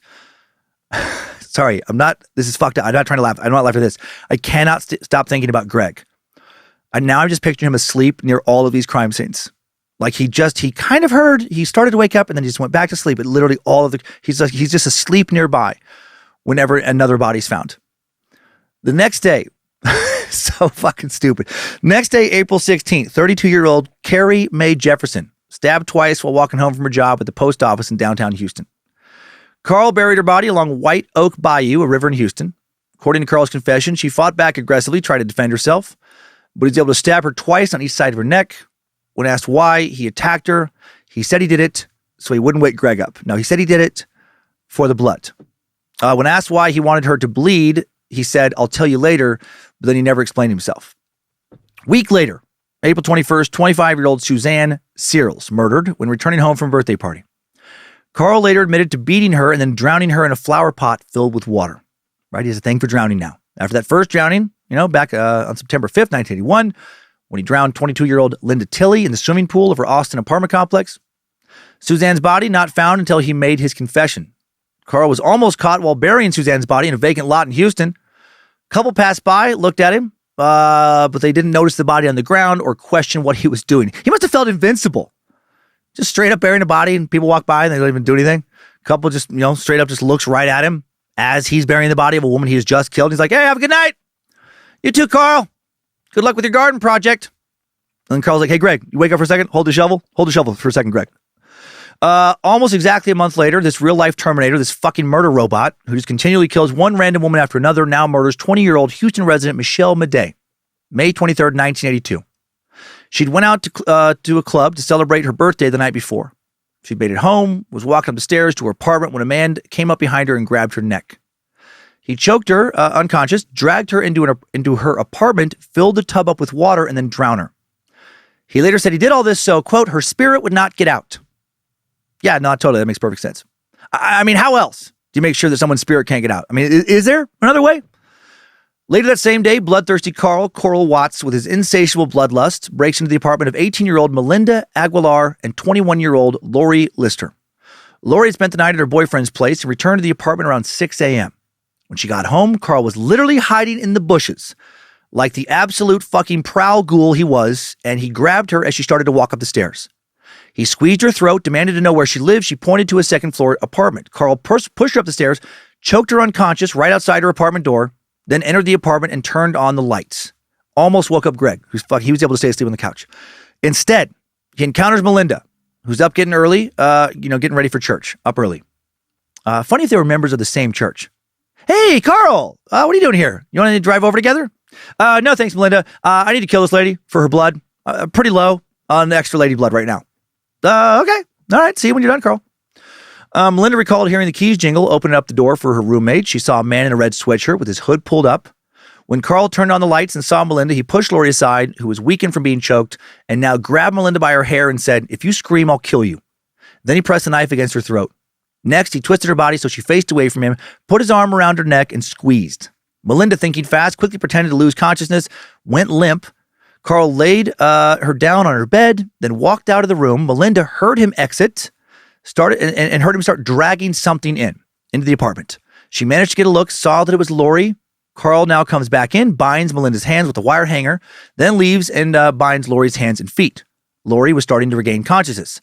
Melinda later told 60 Minutes, he was excited. How creepy is this? She said, quote, he was excited and hyper and clapping and just making noises like he was excited. Like he's like, woohoo, woohoo. That's so creepy. This is going to be fun. He clapped and jumped at one time. And that's when I knew I had to do something. What the fuck? Just giddy. Like he's a little kid. Pumped to kill 2 women in one apartment, 3 in the same day. These serial killers are some of the weirdest people on earth. Just so far outside the norm of average human behavior.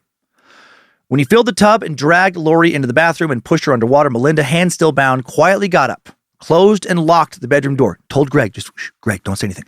Then quietly and quickly opened the sliding door to the balcony. The railing was chest high. She couldn't get her legs up and over it with her hands bound. So she jumped. She fucking yeets herself. She jumps headfirst over the railing of her second-story balcony. Melinda, 5'2", 90 pounds, does a fucking flip through the air. Hail, Melinda. Go, go, go. She hits her head on the bottom of the wooden balcony, then lands on her shoulder on the concrete 13 feet below, but is like rolling forward, hands still bound, jumps up to her feet, runs until she sees her neighbors, who call the police. Incredible. Carl now has a choice between trying to drown Lori in the bathtub like he'd wanted to, or to flee. Melinda and Lori's neighbor, Patricia K. McDonald, who lived below the women, she had called the police even before Melinda jumped out. Multiple people called the police when she heard commotion upstairs.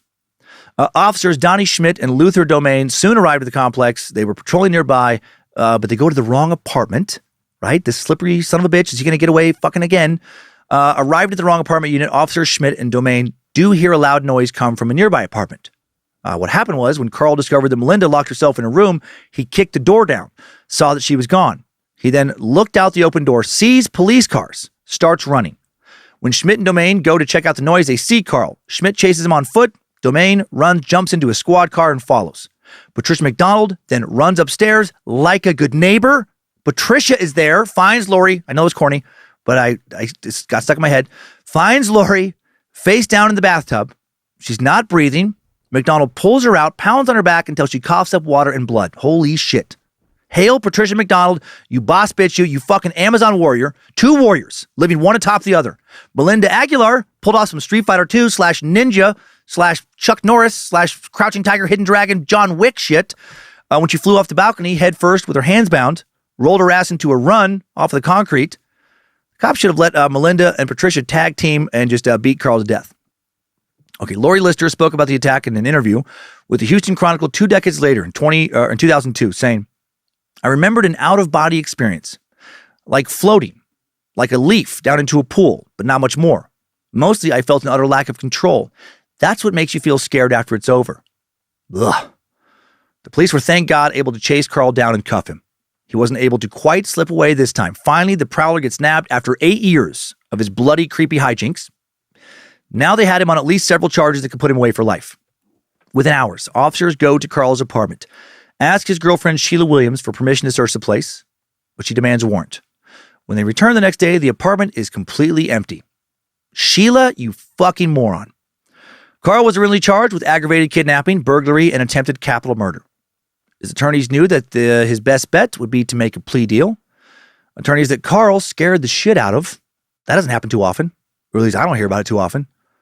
Also, just real quick, shout out to the defense attorneys for the West Memphis 3 suck a while back. I've been meaning to say that. I know I give defense attorneys a lot of shit here, but also I'm aware that their job is an important one. Plenty of innocent people get charged with terrible shit. Plenty of people guilty of insignificant crimes have been overly harshly sentenced.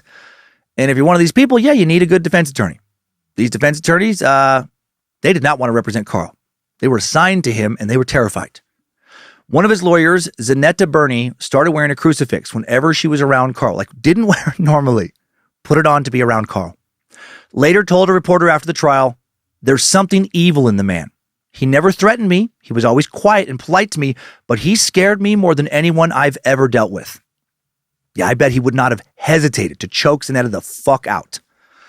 Now in custody in June of 1982, Carl is sent to Rusk State Hospital, 2.5-hour drive north of Houston, for yet another psychiatric evaluation. No one has ever had more psych evals than Carl Watts. He scored a 69 on his IQ test, but the doctor believed this was due to anxiety. He thought Carl's intelligence was a lot higher than that. Carl was found competent to stand trial. The defense then hired another expert for another evaluation. Carl scores a 75 on this IQ test. I call bullshit. This dude was real smart. I bet he fucked the results on purpose. Tricked the doctors, trying to gain sympathy or something. August 2nd, 1982, Carl agrees to plead guilty to aggravated burglary and attempted murder in exchange for a big confession to a lot of unsolved murders. He's promised a 60-year sentence and immunity from prosecution in any of the other murder cases he will confess to. Prosecutors later said they made the deal because there was no physical evidence linking Carl to any actual murders. They claimed the victims' families agreed that the plea bargain would ease their minds. However, most of the families later said they were not informed about this deal. Carl began his confession on August 9th, the day the deal was made official. Carl was just about to begin his trial. Harris County ADA Ira Jones talked to Carl while they waited for the jury to arrive. Their conversation was reported by the Dallas Observer. Jones said, "Carl, you've got a daughter. If your daughter was missing, wouldn't you want to know what happened to her?" Carl's answer was a brief, "Yes." Jones asked, "If you had a daughter who was dead, wouldn't you want to bury her?" Carl said, "Sure." Jones continued, "Could you get up and lead me to a body right now?" And Carl just calmly responded, "Yes." Carl would soon proceed to confess to various murders, and he would not stop talking for a full 28 hours. When he began, he wanted to speak with Detective Tom Ladd. According again to the Dallas Observer, Tom Ladd had played Watts' babysitter when Bostock and his partner tried to get Watts to talk after his arrest. Ladd told the Observer they'd play good cop, bad cop. Carl knew the techniques. He'd just shrug and say, "I know what you're talking about." Then they'd leave and I'd watch him. Carl and I always got along because I wasn't trying to get him to confess. Well, Carl would admit to him now to attacking 19 women and killing 13 of them. These murders all took place in Houston, Galveston, and Austin. Carl said he was willing to confess to another 22 murders in Michigan he was never charged with, more unsolved homicides. But Michigan refused to participate in the plea bargain with Texas officials, right? He was only going to confess to those extra murders if they also would be cool with his 60-year sentence and nothing more. He also admitted to assaulting Julia Sanchez, Patty Johnson, and Alice Martell. When pressed about why he chose his victims, Carl said, "She had evil eyes. I could see her eyes, and they were evil." And then he creepily repeated that over and over. Lots of evil eye talk. Interesting for a guy whose own eyes were considered evil by so many. I wonder were women rightfully looking at him with fear in their eyes because he was a lurky, prowly creep, and then he didn't like the way he was being looked at, and he decided they were the evil ones. Their eyes were messed up. Who knows? What a spooky thing to say. I could see her eyes and they were evil. Carl said he took items from the victims such as a shirt, jewelry, pants, or a purse, and then he would later burn those items or throw them into a sewer, and he did all this to, quote, kill her spirit.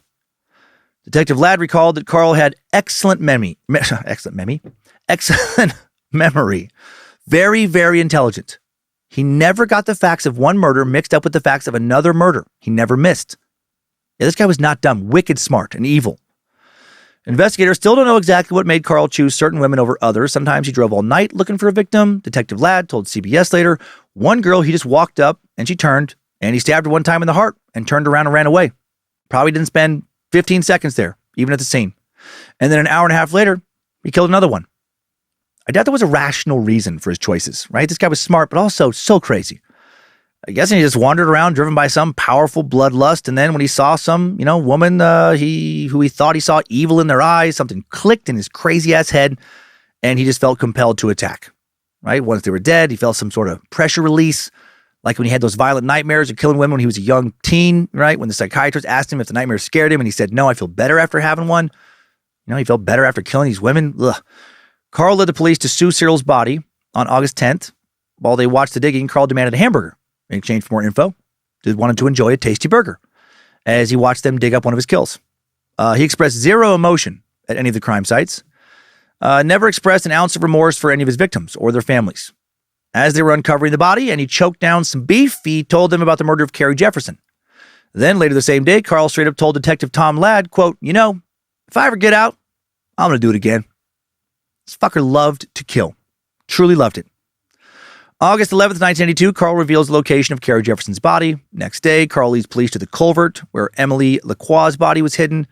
Also went on a drive with investigators, showed them some of the spots where he attacked other victims. Sleeping man was seen in a lot of these locations. I know. Also in August of 1982, Ann Arbor detective Paul motherfucking Bunton flew to Houston to talk to Carl about some Michigan murders, but was rebuffed because Washtenaw County, Michigan, where Ann Arbor was located, would not grant him immunity. Later that year, he and forensic psychologist Dr. Harley Stock came back to Texas to the prison where Carl was being held again, try and talk to him about the Ann Arbor murders. They spent 8 hours with him, but he continued to refuse to talk about cases where he would not receive immunity. Bunton asked if he had killed other women in Texas he had not confessed to. Carl wouldn't say, but Bunton got the distinct impression he knew where a lot more bodies were buried. According to Bunton, Carl also never fully would explain why he killed in general. All he would say was, I'll take that to my grave with me. I feel like if he ever gave an answer, it wouldn't be a satisfying one, right? Just more evil eyes, bullshit. I wonder if Carl even knew truly why he killed, beyond some crazy compulsion, right? I mean, some notion of certain women being evil, his dark passenger, to quote Dexter, I believe, compelling him to butcher woman after woman. But beyond that, did he really understand where all that came from? I doubt it. At one point, Detective Bunton asked him, I haven't got enough fingers and toes to count the number of people you've killed, have I? And Carl answered, matter-of-factly, there's not enough fingers and toes in this room. There were 4 people in the room, right? 80 fingers and toes. 80 or more victims. Bunton asked Carl if he had confessed to everything he did in Texas, and Carl just said no. He also said he didn't want to confess to more murders because he did not want to be known as a mass murderer. Weird lines people draw. The Dallas Observer spoke to Dr. Harley Stock in 2003, and Stock was involved in the Sunday morning slasher case in 1980. And while Carl did not rape the victims, Dr. Stock is of the mind that the attacks were sexually motivated. He told a journalist for the Observer, Watts had a fantasy in his mind of the victim that is brewing there. Then he goes out and he seeks someone who matches his fantasy. He killed them within a certain range, within a certain look. Maybe they were the kind of women he wanted but could never get. These events seem to be spontaneous and unprovoked, but they are very well planned. When he goes after someone, he gets as much enjoyment in stalking the victim as he does in killing the person. He enjoys the physical sensation of having the power over life and death. He was looking for new ways to make people squirm before they died. He was looking for new ways to get enjoyment, and he wanted to thwart the police. Ugh, man, Carl reminds me of a hunter. Reminds me of that serial killer Robert the Butcher Baker Hansen, who we sucked in episode 148, right? That psycho in Alaska who would kidnap women, take them out to a secluded area of forest, right? Release them, and then just literally hunt them. September 3rd, 1982, Carl formally sentenced via his plea deal to 60 years in prison. But first, as he left the courtroom, Watts literally said out loud, if they ever release me, I'm going to kill again. So that's cool. That sounds like a guy, who should be given a plea deal. And then that's all she wrote, right? Carl is about to turn 29. He's an admitted serial killer. And in 60 years, he'll be 89. So we don't have to worry about him prowling around anymore. No, that's not all she wrote. This dude will come so close to being released from prison and able to start killing again. This is such a ridiculous, forgotten part of true crime history here. Less than 6 months later, February 20th, 1983, Carl tries to escape from prison. The Dallas Observer reported that he took off his shirt, corded his torso with hair gel to try to be slippery enough to slip through a small window after creating a makeshift dummy to leave in his cell. He was fortunately caught in the act, sent to solitary for 15 days before being released back into the general population to finish the rest of his sentence, but now with time tacked on for this escape attempt. That attempt will cost him 4 years, 9 months, and 86 days added to his sentence. But more importantly, it'll buy investigators enough time to make sure he never gets released. If he hadn't have tried to escape from prison, he would have walked free. 3 years later, Carl files the first of a few appeals in 1986. September of 1987, Carl files a handwritten appeal alleging that the police had threatened to put his daughter in a home, that his attorneys and the prosecutor promised he would not be sentenced for an aggravated crime, and that mandatory supervision would not be part of his sentence. In an affidavit, his attorney, Zanetta Burney, the woman who was terrified of him, who thought Carl was legit evil, denied that he was threatened or made an involuntary plea. The judge now appoints Carl a new attorney named Charles Baird to handle the appeal. Charles and Carl. What a team. October of 1987, the Texas Court of Criminal Appeals issues a decision that certain criminals have a constitutional right to parole and good conduct time and are entitled to notice at the time of indictment that a deadly weapon finding might be made. A deadly weapon finding would leave prisoners much less eligible to ever get early release. No idea why this law was ever passed. Who gives a fuck if someone uses a gun to kill somebody else or their bare hands? Under this stupid law, a murderer who shot someone will be punished more than a murderer who chokes someone out. To me, the person who uses their hands is scarier, right? They might not have access to a gun if they get released, but they will for sure have access to the murder hands. March 1st, 1989, the Texas Court of Appeals rules that Carl was not informed that the bathtub and water in the assault against Lori Lister was considered legally a deadly weapon. And that ruling idiotically, technically, reclassifies Carl as a non-violent felon. Seriously, can you believe this shit? This law allows murderers, even an admitted, confessed serial killer who led investigators to numerous victims' dead bodies like Carl, to be classified as non-violent. We've had some real idiot politicians and lawmakers. The mandatory supervision statute of 1977 required early release for non-violent inmates. The law was rescinded in 1987, largely because Carl Watts became the fucking poster child for how stupid this law was, but it still applied to Carl's case. He was grandfathered in. Several Texas lawmakers will try and figure out how to not apply this loophole to Carl, but they will fail. While Carl was incarcerated, Texas allowed non-violent inmates to take up to 3 days off their sentence for every 1 day of good behavior. Carl, a model prisoner, after his escape attempt, would be able to reduce his sentence by over 35 years with good time credits, meaning he could be mandatorily released in his early 50s. Strong dude, former football player, former Golden Gloves boxer who stayed in shape always. Carl could be released and have a decade or two in him of still being able to be plenty strong enough to prowl and overpower woman after woman after woman.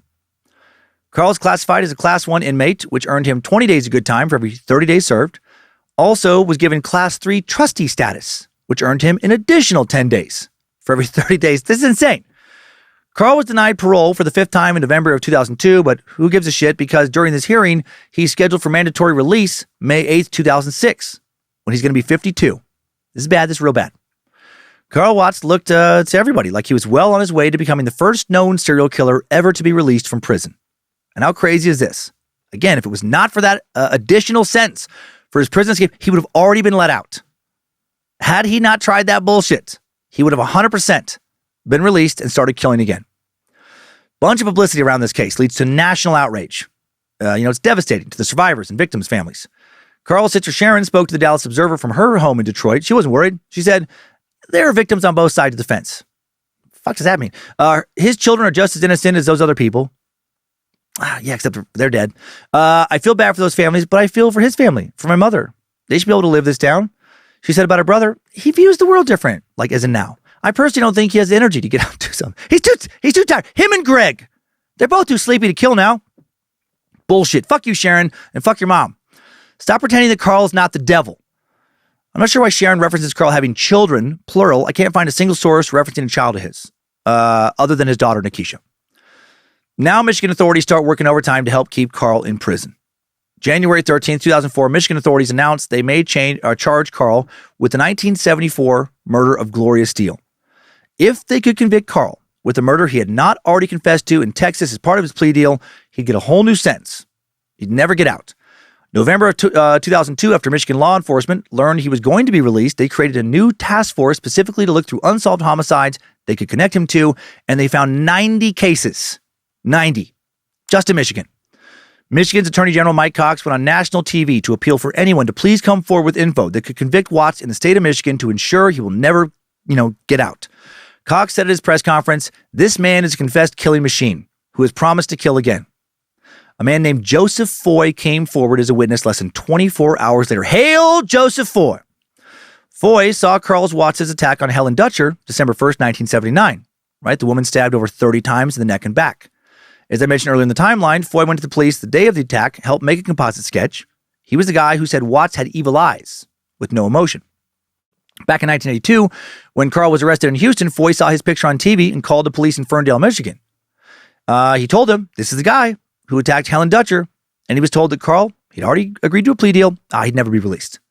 20 years later, when the Houston Chronicle reports on Watts' release in 2002, other outlets pick up the story. One of these outlets is the national outlet MSNBC, which does a story in January 2004. Joseph Foy luckily sees this program, calls the police again to tell them he saw Carl Watts the night of Helen's murder. Had he not done this, this story could have very likely taken a dark and different turn, and this timeline would continue with more murders Carl started to commit after being released. March 4, 2004, based largely on eyewitness testimony from Joseph Foy, the Michigan Attorney General's office charges the now 50-year-old Carl Watts with the murder of Helen Dutcher. About time. April 6th, the governor of Michigan signs extradition papers, and Carl is brought to Michigan for trial. Before extraditing him back to Michigan, prison officials searched his cell. How creepy is this? Found pictures of women from newspaper clippings with their eyes cut out. This dude would have for sure started butchering women again. He's straight up evil. October 8th, the judge rules that jurors can hear about the Texas murder confessions at trial. Nice move, Judge, right? He admitted to those killings. The jury should know who this monster is. Carl Watts' trial starts with jury selection, November 8th. A lot is at stake for prosecutors, survivors, the victims' families, women all over the country. Speaking with the News Herald, a paper for Southgate, Michigan, Jane Montgomery, the mother of victim Elizabeth Montgomery, said in November of 2004, if he is freed, then it means no woman in this country is safe. I'm thinking of all women now, not just my daughter. That's what it's all about now. Opening statement started November 9th.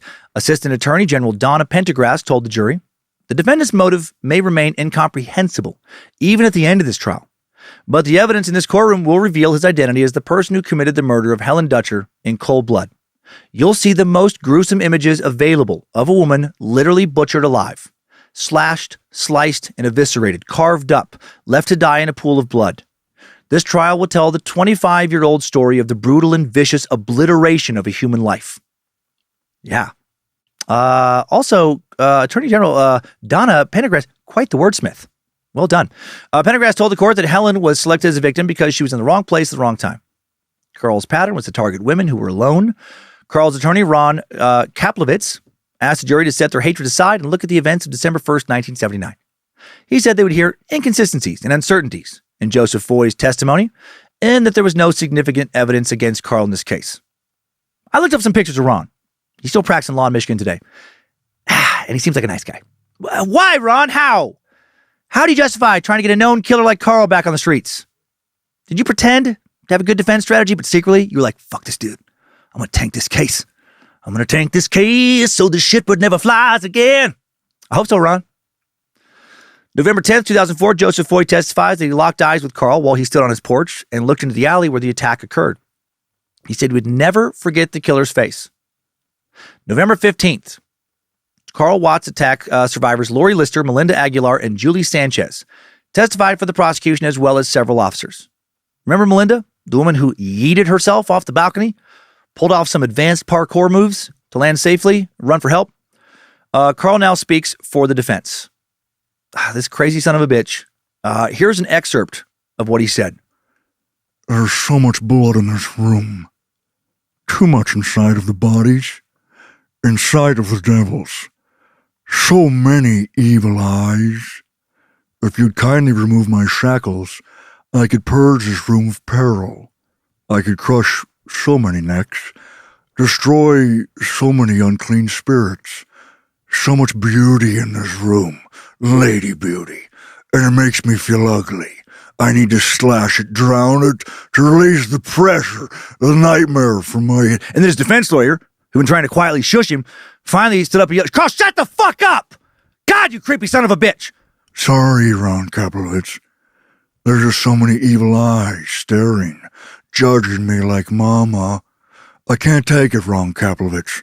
I keep feeling the weight. I know it's a weird voice. It didn't fit him at all. It feels right. He's a demon. Early on November 17, 2004, the Assistant District Attorney, Kalamazoo, James Gregert. Go, Jimmy, Greg, go. not the sleepy Greg, announced they would also charge Carl for the murder of Gloria Steele, no matter what the outcome of Helen Dutcher's case was. He wanted to make sure this pile of dog shit died in prison. Later that day, Carl was found guilty of first-degree murder in the case of Helen. December 7th, Carl Watts makes a statement in court about Helen Dutcher saying, "I never seen her in all my life. This is one murder I did not do." Okay, sure, Carl. And maybe he also said, in his real voice, Helen's eyes were pure. I never wanted to close them. I'm Charon, the ferryman of the underworld, the reaper, harbinger of death. Please, Ron Kaplovich, make them understand. I am but a vessel of change. I take the evil-eyed lady larva and make beautiful death butterflies out. And then the lawyer's like, "Carl, shut the fuck up! Sorry, Your Honor. No one knows what you're talking about, Carl. Just stop talking." Sorry, Ron Kaplovich. There's just so much weight, so much pressure, so many evil eyes. Carl was then sentenced to life in prison. December 9th, authorities started proceedings to try Carl for the murder of Gloria Steele. Carl's trial for the murder of Gloria Steele started in Kalamazoo, July 25th, 2007. The trial was brief. On July 27th, he was found guilty of first-degree murder here as well. Why, Ron Kaplovich? Why don't they understand that I am both a scythe of the Scion, a harvester of lost souls? Please, Your Honor, can you please kill my client? He's a nightmare. That kind of hurts my throat. September 13th, 2007, he receives his second sentence of life without parole. And then 8 days later, Carl, Coral, Evil Eyes, Murder Robot, Fuckface, Shit Stain, King of the Demon Prowlers, Eugene Watts, dies of prostate cancer at a hospital in Jackson, Mississippi, at the age of 53. Good riddance. Too bad he didn't die a long time before he did, like at birth. Let's get out of here. Good job, soldier. You've made it back. Barely.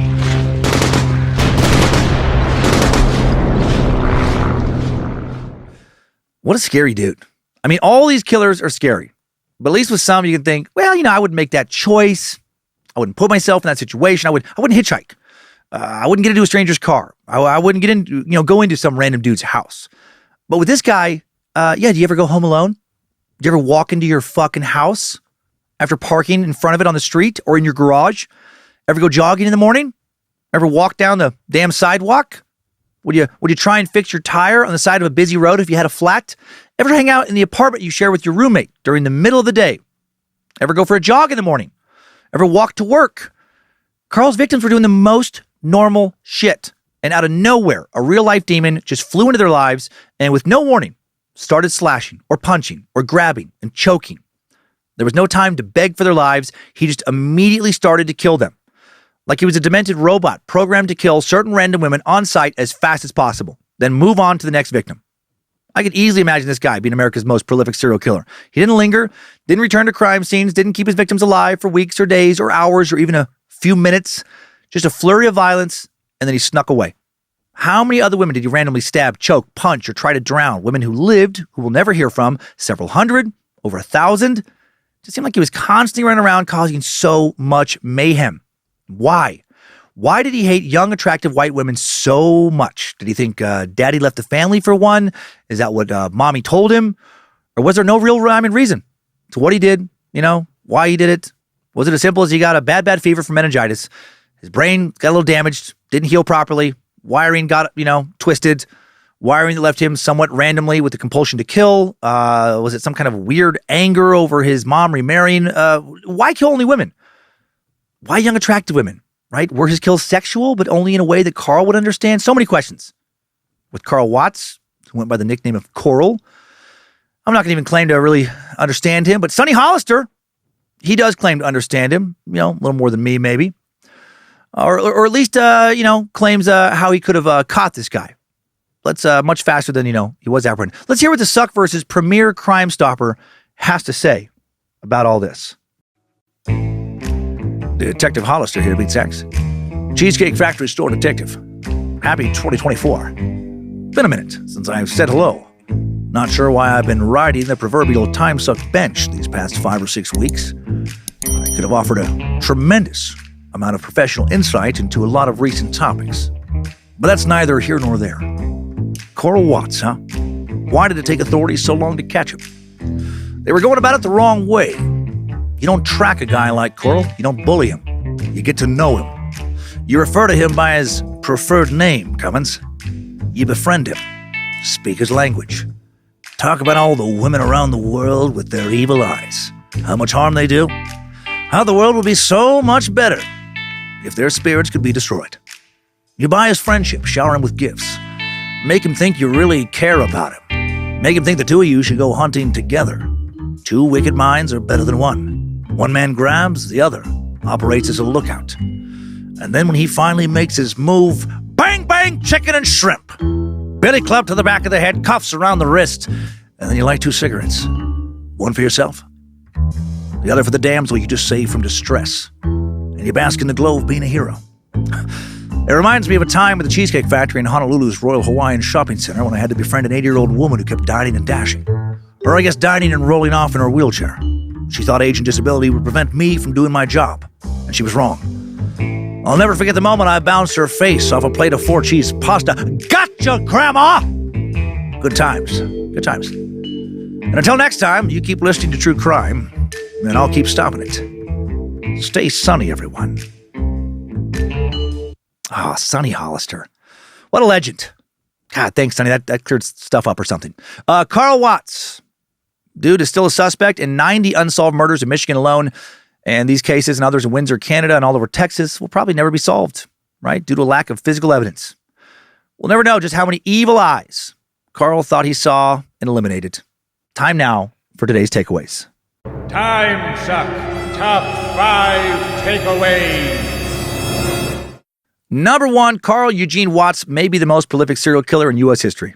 He confessed to 13 murders in Texas, and he would confess to 22 in Michigan, but never did. Said he would, though, confess to those. Once implied that he committed over 80 additional murders, and a Michigan task force connected him to 90 unsolved homicides in just that state. Number 2, Carl Watts was known as the Sunday morning slasher for a series of murders that took place in Ann Arbor, Michigan. The women were stabbed to death early on Sunday mornings, which is how the press arrived at that horror movie-esque name. Number 3, Carl Watts attacked victims somewhat at random, sometimes driving all night before he selected a woman he felt compelled to stalk and kill. He never fully explained his reasoning, only telling interrogators that the women had evil eyes. Number 4, with a man named Joseph Foy stepping forward, Carl Watts may have died a free man. Foy witnessed the assault of Helen Dutcher before Carl Watts dragged her into an alley and killed her. He helped the police with a composite sketch in 1979, but Carl was not arrested at the time. In 1982, he saw Carl's face on TV after he was arrested in Texas and called the police to tell them the man who killed, he knew who the man was who killed Helen Dutcher. It was this guy. He was told Carl would spend the rest of his life in prison when Michigan's Attorney General pleaded with the public in 2004 to come forward with info that can convict Carl. Joseph Foy came forward again and would testify against him at his trial. Hail Joseph Foy. And number 5, new info. Remember Howard Mosley, the man sentenced to life in prison for the January 30th, 1982 assault against Patty Johnson? When Watts confessed to Patty's attack, it looked like Mosley would be released, but not so fast. The prosecutor speculated that Mosley was Watts' accomplice. And then Mosley failed a polygraph when questioned in that regard. Nevertheless, on August 17th, 1982, Galveston County's 56th District Court did grant Mosley's motion for a new trial. Then Galveston County District Attorney James Hury agreed to dismiss the charge against Mosley for the attack on Johnson. But then Mosley remained in jail briefly on an unrelated assault charge and parole violation. Luckily, both of those charges were dropped on September 2nd, 1982, and then Mosley was released after being falsely incarcerated. Linda Sanchez, whom Mosley had married during his brief time in prison, said she never doubted he would be set free because she knew he was innocent. She was with him the entire night that Patty got assaulted. Can you imagine? You are with your partner the entire night that somebody else gets attacked, and then they get arrested for the attack anyway, and convicted, and sent to prison for life. And then when the real perpetrator confesses, they still keep your partner locked up for a bit. Man, I admire the job good cops do and good prosecutors, but also I do understand why some people hate the criminal justice system. If I got fucked over like that, if my wife or son or somebody else I loved got fucked over, I'd be real tempted to hate cops, prosecutors, the judge, whoever was part of the bullshit as well. Finally, Mosley was really yet another victim of Carl Watts, right? Had Carl not done what he did to Patty, he would have never been put in prison. Timesuck Top 5 Takeaways. The Sunday morning slasher Carl Watts has been sucked. Another dude I'm so glad is now dead. And I'm still trying to not think about Sleepy Greg. That's going to pop up with me for a while, I think. Just anytime I come across like a murderer, I'm just going to picture some dude fucking kind of awake, just pops up for a second, sees what's going on, just falls back asleep. Wish I had more info about exactly why he was so goddamn tired. Thanks to the Bad Magic Productions team for all the help making Timesuck, starting with the Queen of Bad Magic, Lindsay Cummins, to Olivia Lee with initial research again. Thanks to Logan Keith recording today's episode. Thanks to the Space Lizards on Patreon for continuing to support the show and get early release ad-free episodes. Thanks to the All-Seeing Eyes moderating the Cult of the Curious private Facebook page, the Mod Squad making sure the Timesuck Discord channel stays fun, and thanks to everyone over on the Timesuck subreddit and Bad Magic subreddit. And you can go to badmagicmerch.com or you can go to badmagicproductions.com for all your merch needs. And we got a bunch of new stuff. I'm wearing one of the shirts right now. Wearing a Dead Giveaway shirt. Got some cool new collections. And now let's head on over to this week's Timesucker updates. Updates? Get your Timesucker updates. First up, a little semantics update from a studious sucker who would like to remain anonymous. I'm always learning something new in the research and also from you all, and I love it. And they write, "Hey guys, I'm a longtime sucker and my wife has been a space sister for many years now." Well, thank you, and thank your wife. We love what you do. That being said, when I was listening to the recent-ish suck on Colonel Sanders, you used the word coolie to mean simply laborer. While this is technically correct, this term carries a similar weight and connotation as the N-word in the Caribbean community, particularly among Indo-Caribbean people such as myself. It's a pejorative term used by, among others, British colonialists in the Caribbean to refer to indentured workers of Indian or Asian descent. I was completely taken aback to hear the word come out of Dan's mouth. Of course, I'm very much inclined to believe that Dan was simply ignorant to this fact because it is not a common term here in the Pacific Northwest. So I'm not trying to say that he meant it that way, but intent is irrelevant when it comes to the casual use of racial slurs. I'm sure you will agree. Below is a link to an NPR article that does a far better job than I can of explaining the history, especially in relation to the American vernacular, why you should not use this word.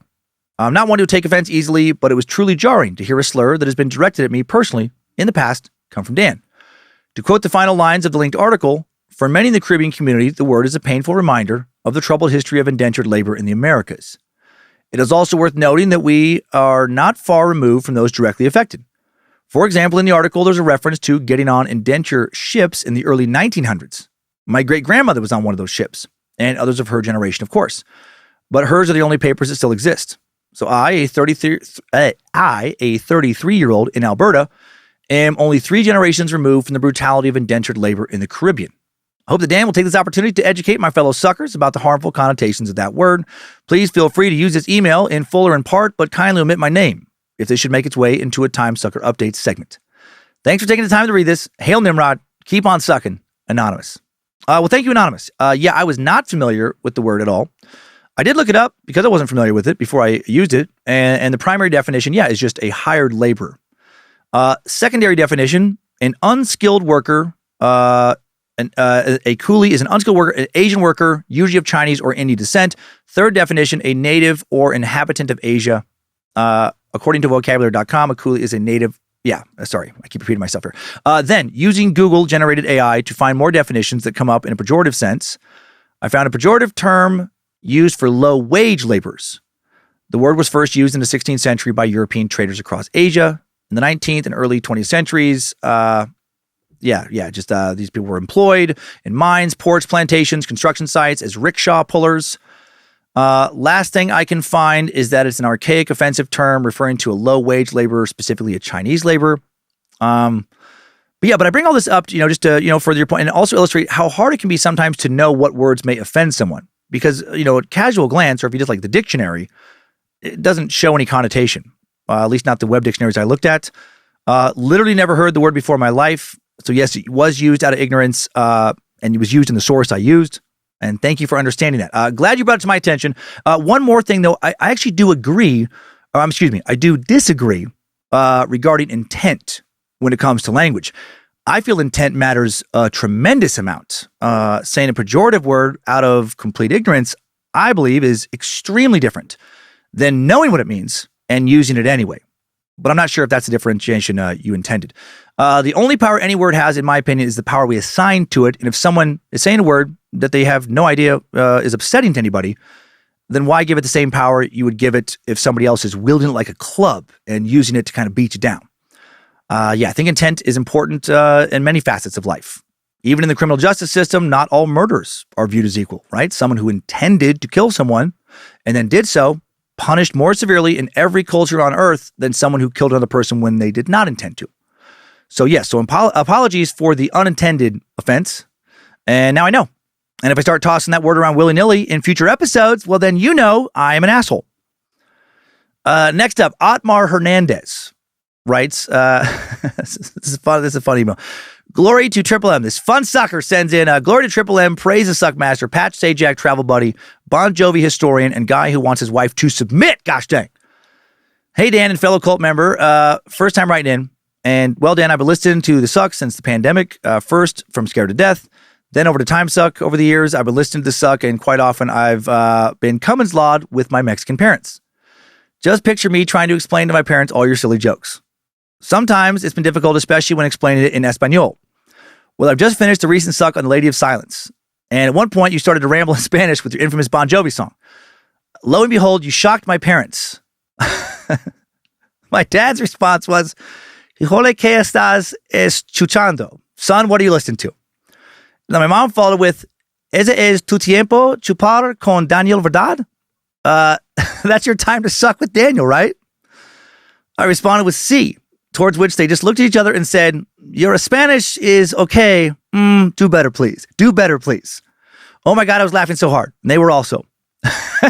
Love the Suck, especially the short sucks. Oh, that's cool. Keep popping them out. And if you're touching on some Mexico topics, here's one. Look into Gloria Trevi. It involves a sex cult, pedo manager, death, some outlandish stuff. Anyway, not sorry for the length of this email. Adios, chupar maestro. Goodbye, Suckmaster. Apologies if this was hard to read. Thank you, Otmar. Holy shit, that cracks me up. I love you translating crazy shit I say to your parents.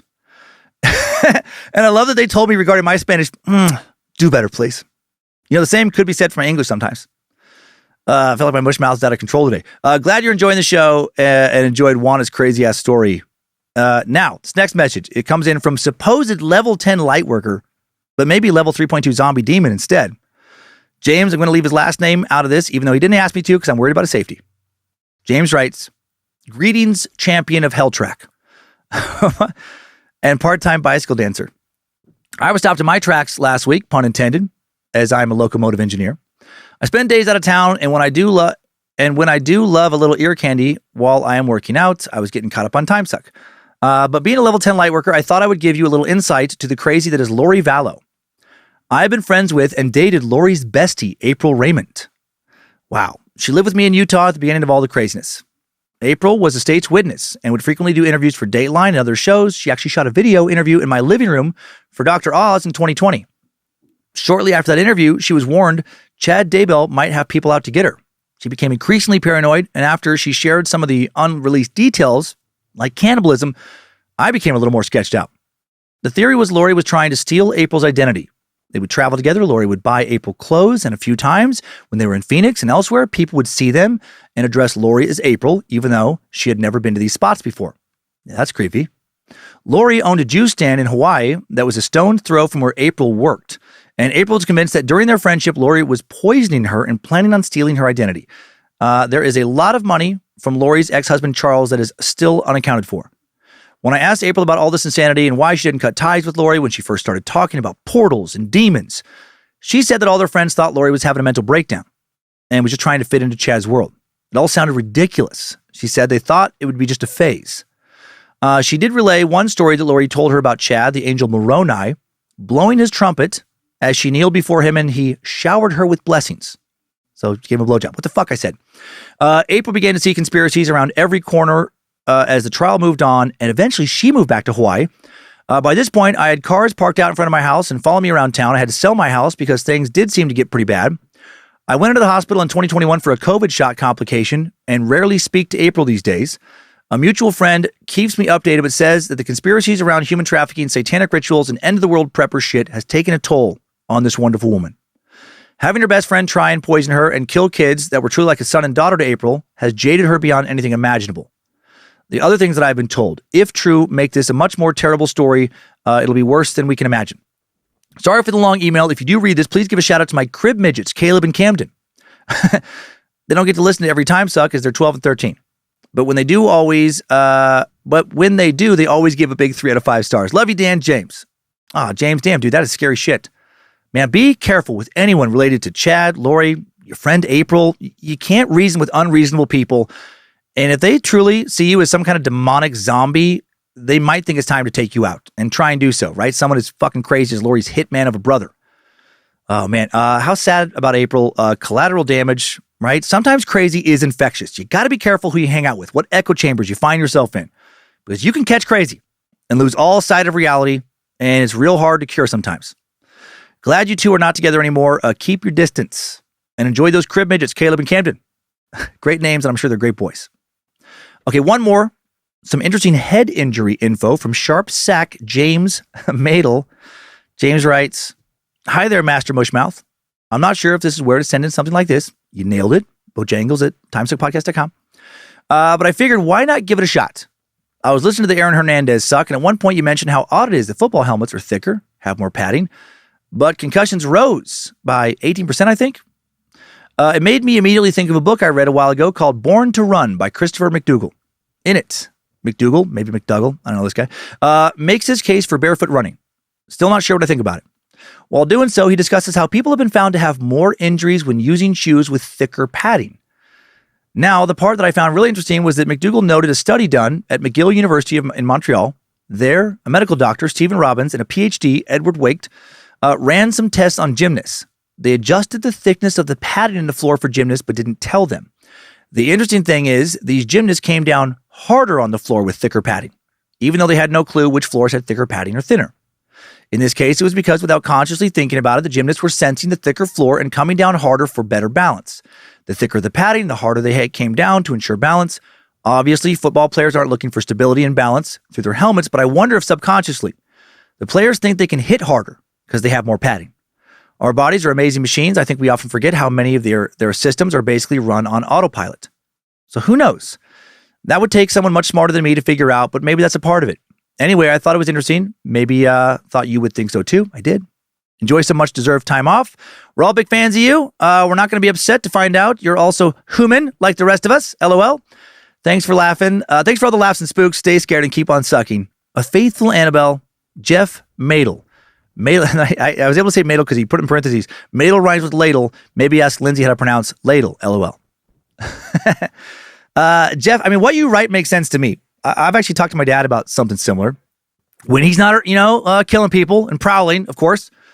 My dad's a big boxing guy and has been his whole life. And we were talking about why boxers seem to get punch drunk a lot, especially heavyweights.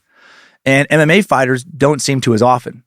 And we theorize it's because, with boxing, especially if you're a really big dude, you're hitting harder and a lot more often because your gloves are so padded that you don't have to worry about breaking your hand the same way, right? But all those hard shots rattle people's brains in their skulls the same way as a fist would. The glove doesn't matter in that sense.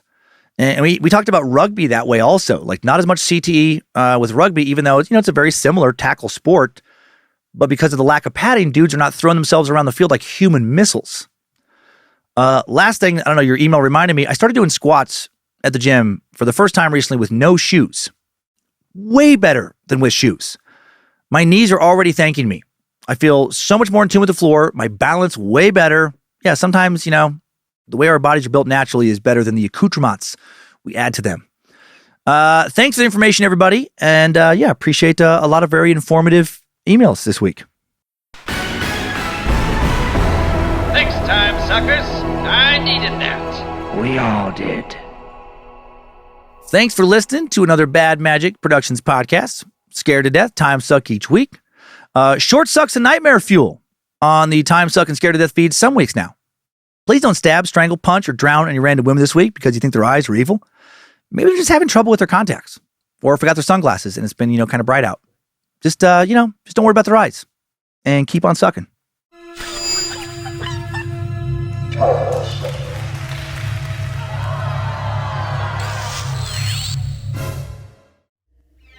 Magic Productions. This is such a creepy voice, but it's so fun to do. Ron Kaplovich, why couldn't you set me free? I had so much more work left to do. So many more evil-eyed spirits that needed destruction. Oh well, I'm in hell now. I'm home now, Ron Kaplovich. I'm back with Daddy. Daddy Devil. He doesn't want to play with me though, Ron Kaplovich. No one wants to play my hurt games. I told Daddy that if soon he doesn't make time for his special son, I'll have to return to Earth and find more playmates there.